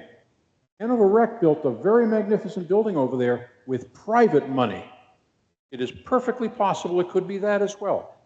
Child care option, absolutely to be discussed, but I'd like to hear what people want. So you're going with the advisory committee? I'm recommending the advisory committee. I'm inclined to go the advisory committee route. I don't have any high hopes that somebody's going to give us, in the millions of dollars range, like in Hanover, especially not blood money tied to Mr. Epstein. But I think that's a very unfair comment. I'd like you to take that back. That is something that you just tied that name into the town of Hanover, and that is not right. Well, we're not here to champion Hanover today. We're here to champion Enfield. I think we spend a lot of time referencing Hanover inappropriately. There is no connection between the name you mentioned and that enterprise, and I can tell you that for a fact. I think that's fair. I think that's a fair response, and I do agree that the comment might have been inappropriate, but I think that it's been a long meeting, and we need to move on from here. Okay. And I appreciate you both very much. So I think, though, we're not going to know whether there's any money out there. What we do know is that people in this town have been very, very clear to us when we went to do extra projects that they didn't have a lot of love for spending a bunch of money. So we need their input and their buy-in before you develop any project of any kind. Because without it, it is not going to pass town meeting.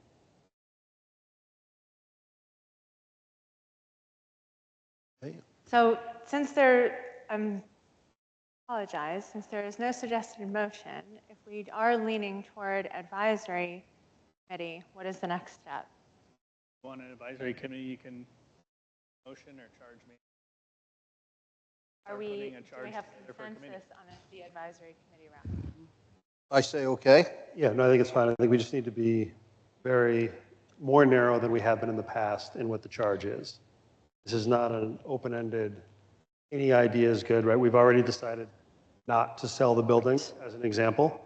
That we're not interested in pursuing that option. We're interested in, functional uses for the building under town ownership. And we just need to provide clear guidance on. That will give something positive to the town of Enfield. Exactly, yeah.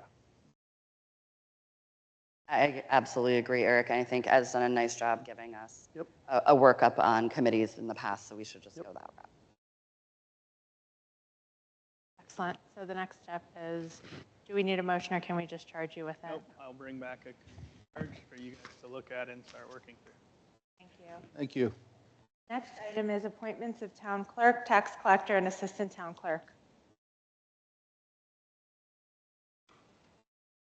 We have a new town clerk. Change in the packet. Is there a change? Yeah, it's already in your packet.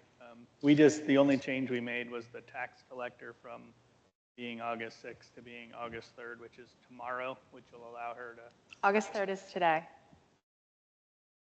Effective today, as soon as you guys do this, so start collecting taxes tomorrow. All right. So you have two paragraphs that say to appoint.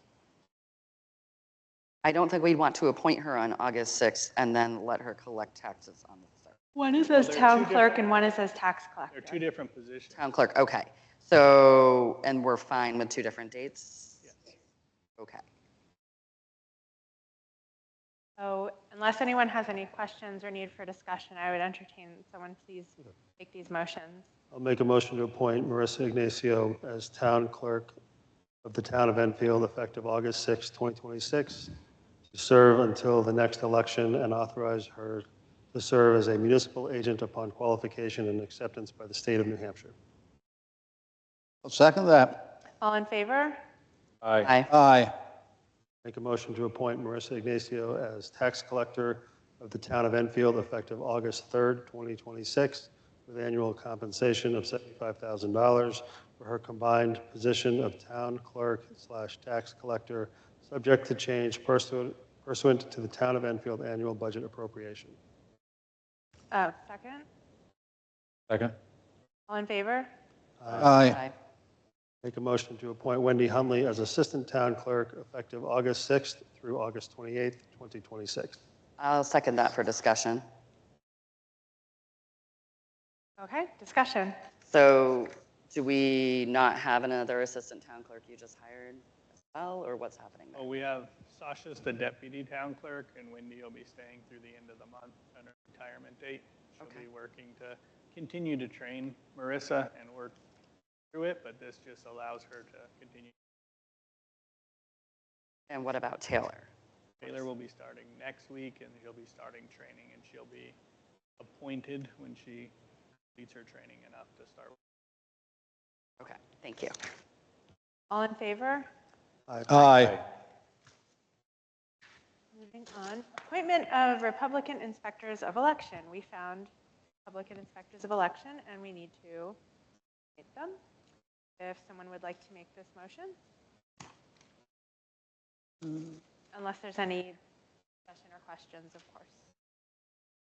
Move to appoint Republicans Susan F. Gibson, Mike Michaels, and Sandra Davidson as inspectors of election.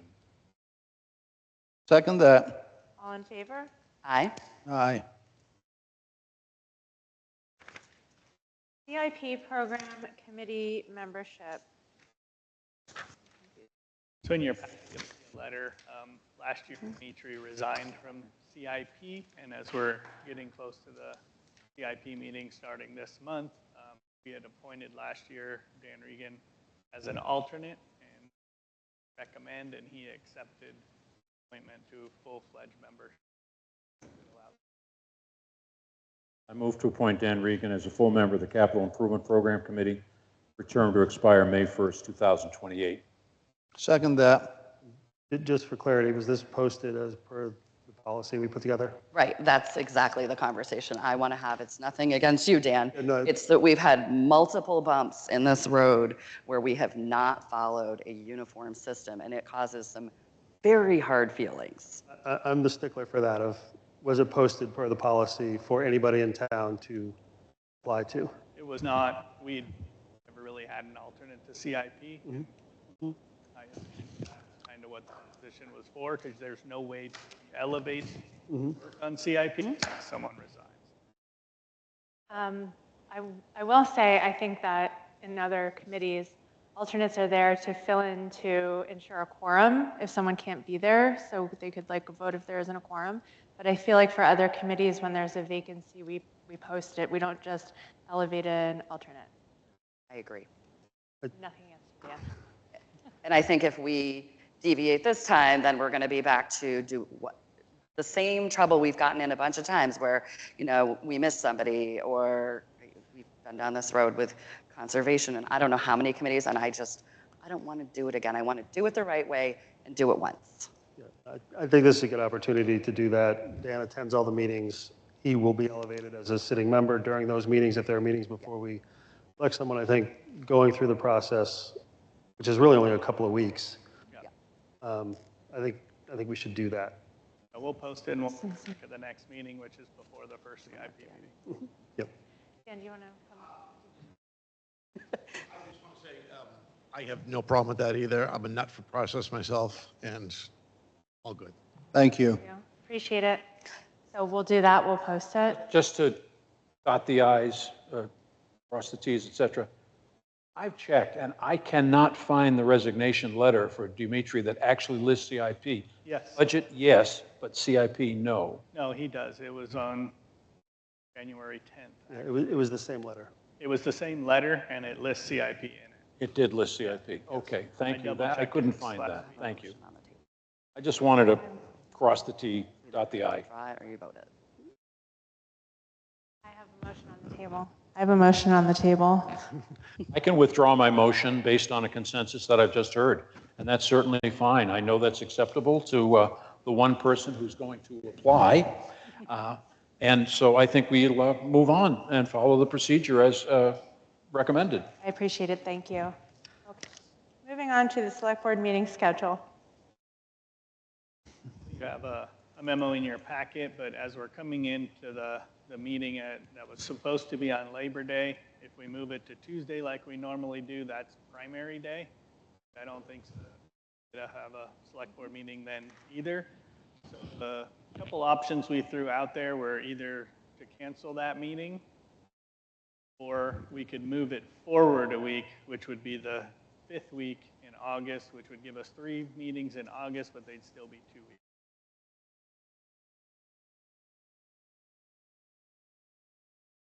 I'm personally inclined to say cancel, but if you find yourselves with such a full docket that you need it, we could always add one. I don't know how you guys. I like that idea. Agree. I don't think, we haven't gone canceling summer meetings. No, we didn't cancel. We didn't cancel anything this year, no. Often we have one that we cancel in the summer. We have in the past few years, we've canceled a summer meeting. As long as we're getting our work done that you need from us. Would you be able to project whether or not we would need that meeting by our next meeting, which is 2 weeks from now? Yeah, I think if something really big comes up, we'd be able to let you guys know. And if we pass that meeting and something really big comes up, we could call a special meeting. But I'm pretty sure we can schedule things around a canceled meeting. If we could know whether or not it can happen, so in 2 weeks, if you'll make an announcement whether there will be an August 31 meeting, then the public would know as well. Makes sense.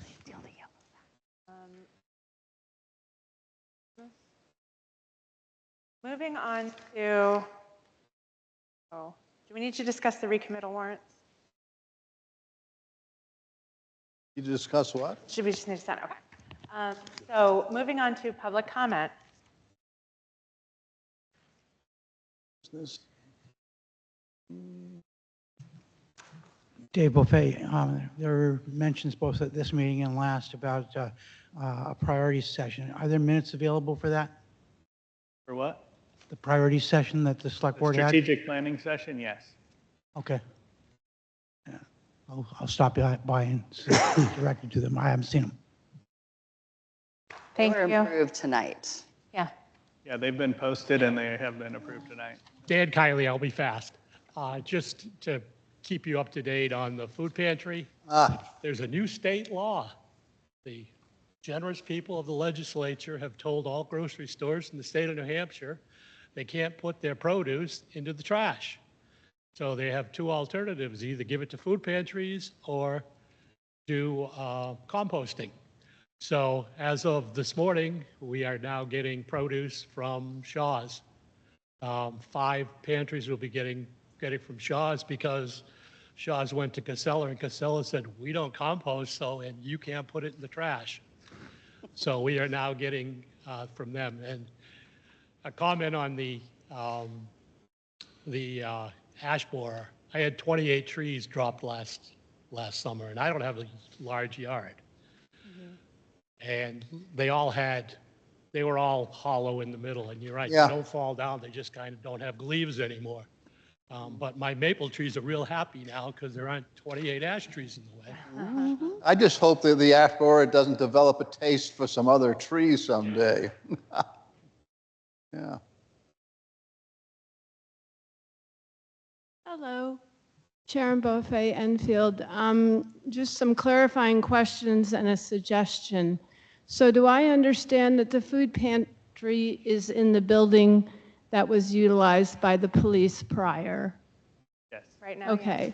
So the discussion tonight about what to do for that building, I appreciate the discussion. I appreciate that you made a conclusion to speak to the public about what to do with that building. I support the food pantry being there. My thought, just to add my 2 cents, is that it's a public-owned building, so it should be functions to benefit the public, such as the food pantry. I don't appreciate the idea of a child care center because unless the town is going to run a public child care center, which I think is, that's not the building for that. You need a playground, you need parking, you need a lot of things. And I don't think that building's really big enough to run much of a child care center, and it would probably have to be a private entity in there.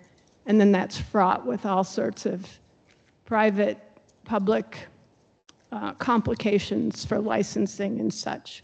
But what I do see, I'm just gonna, as a suggestion, and then I'll end, is there isn't anything really in this town for senior citizens to gather or to have programs, like a little senior citizen center, to have, I go as far away as Woodstock to their senior center, or I go to White River Junction.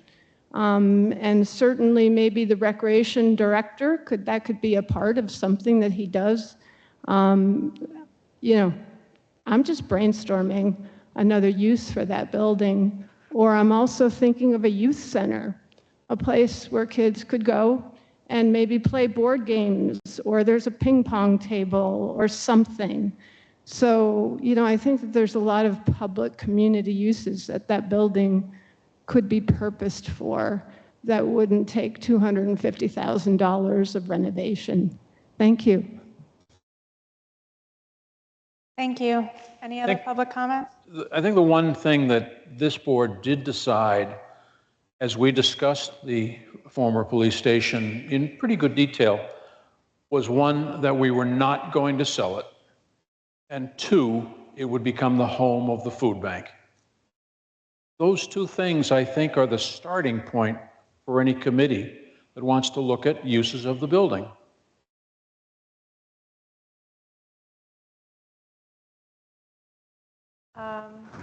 If there are no other comments or online, then I would entertain a motion to adjourn.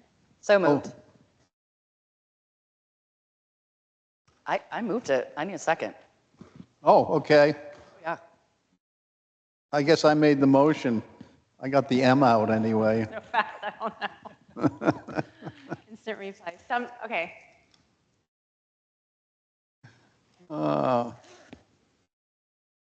Well. Did we get a second? Did we say yes? All right. All in favor say aye. Aye.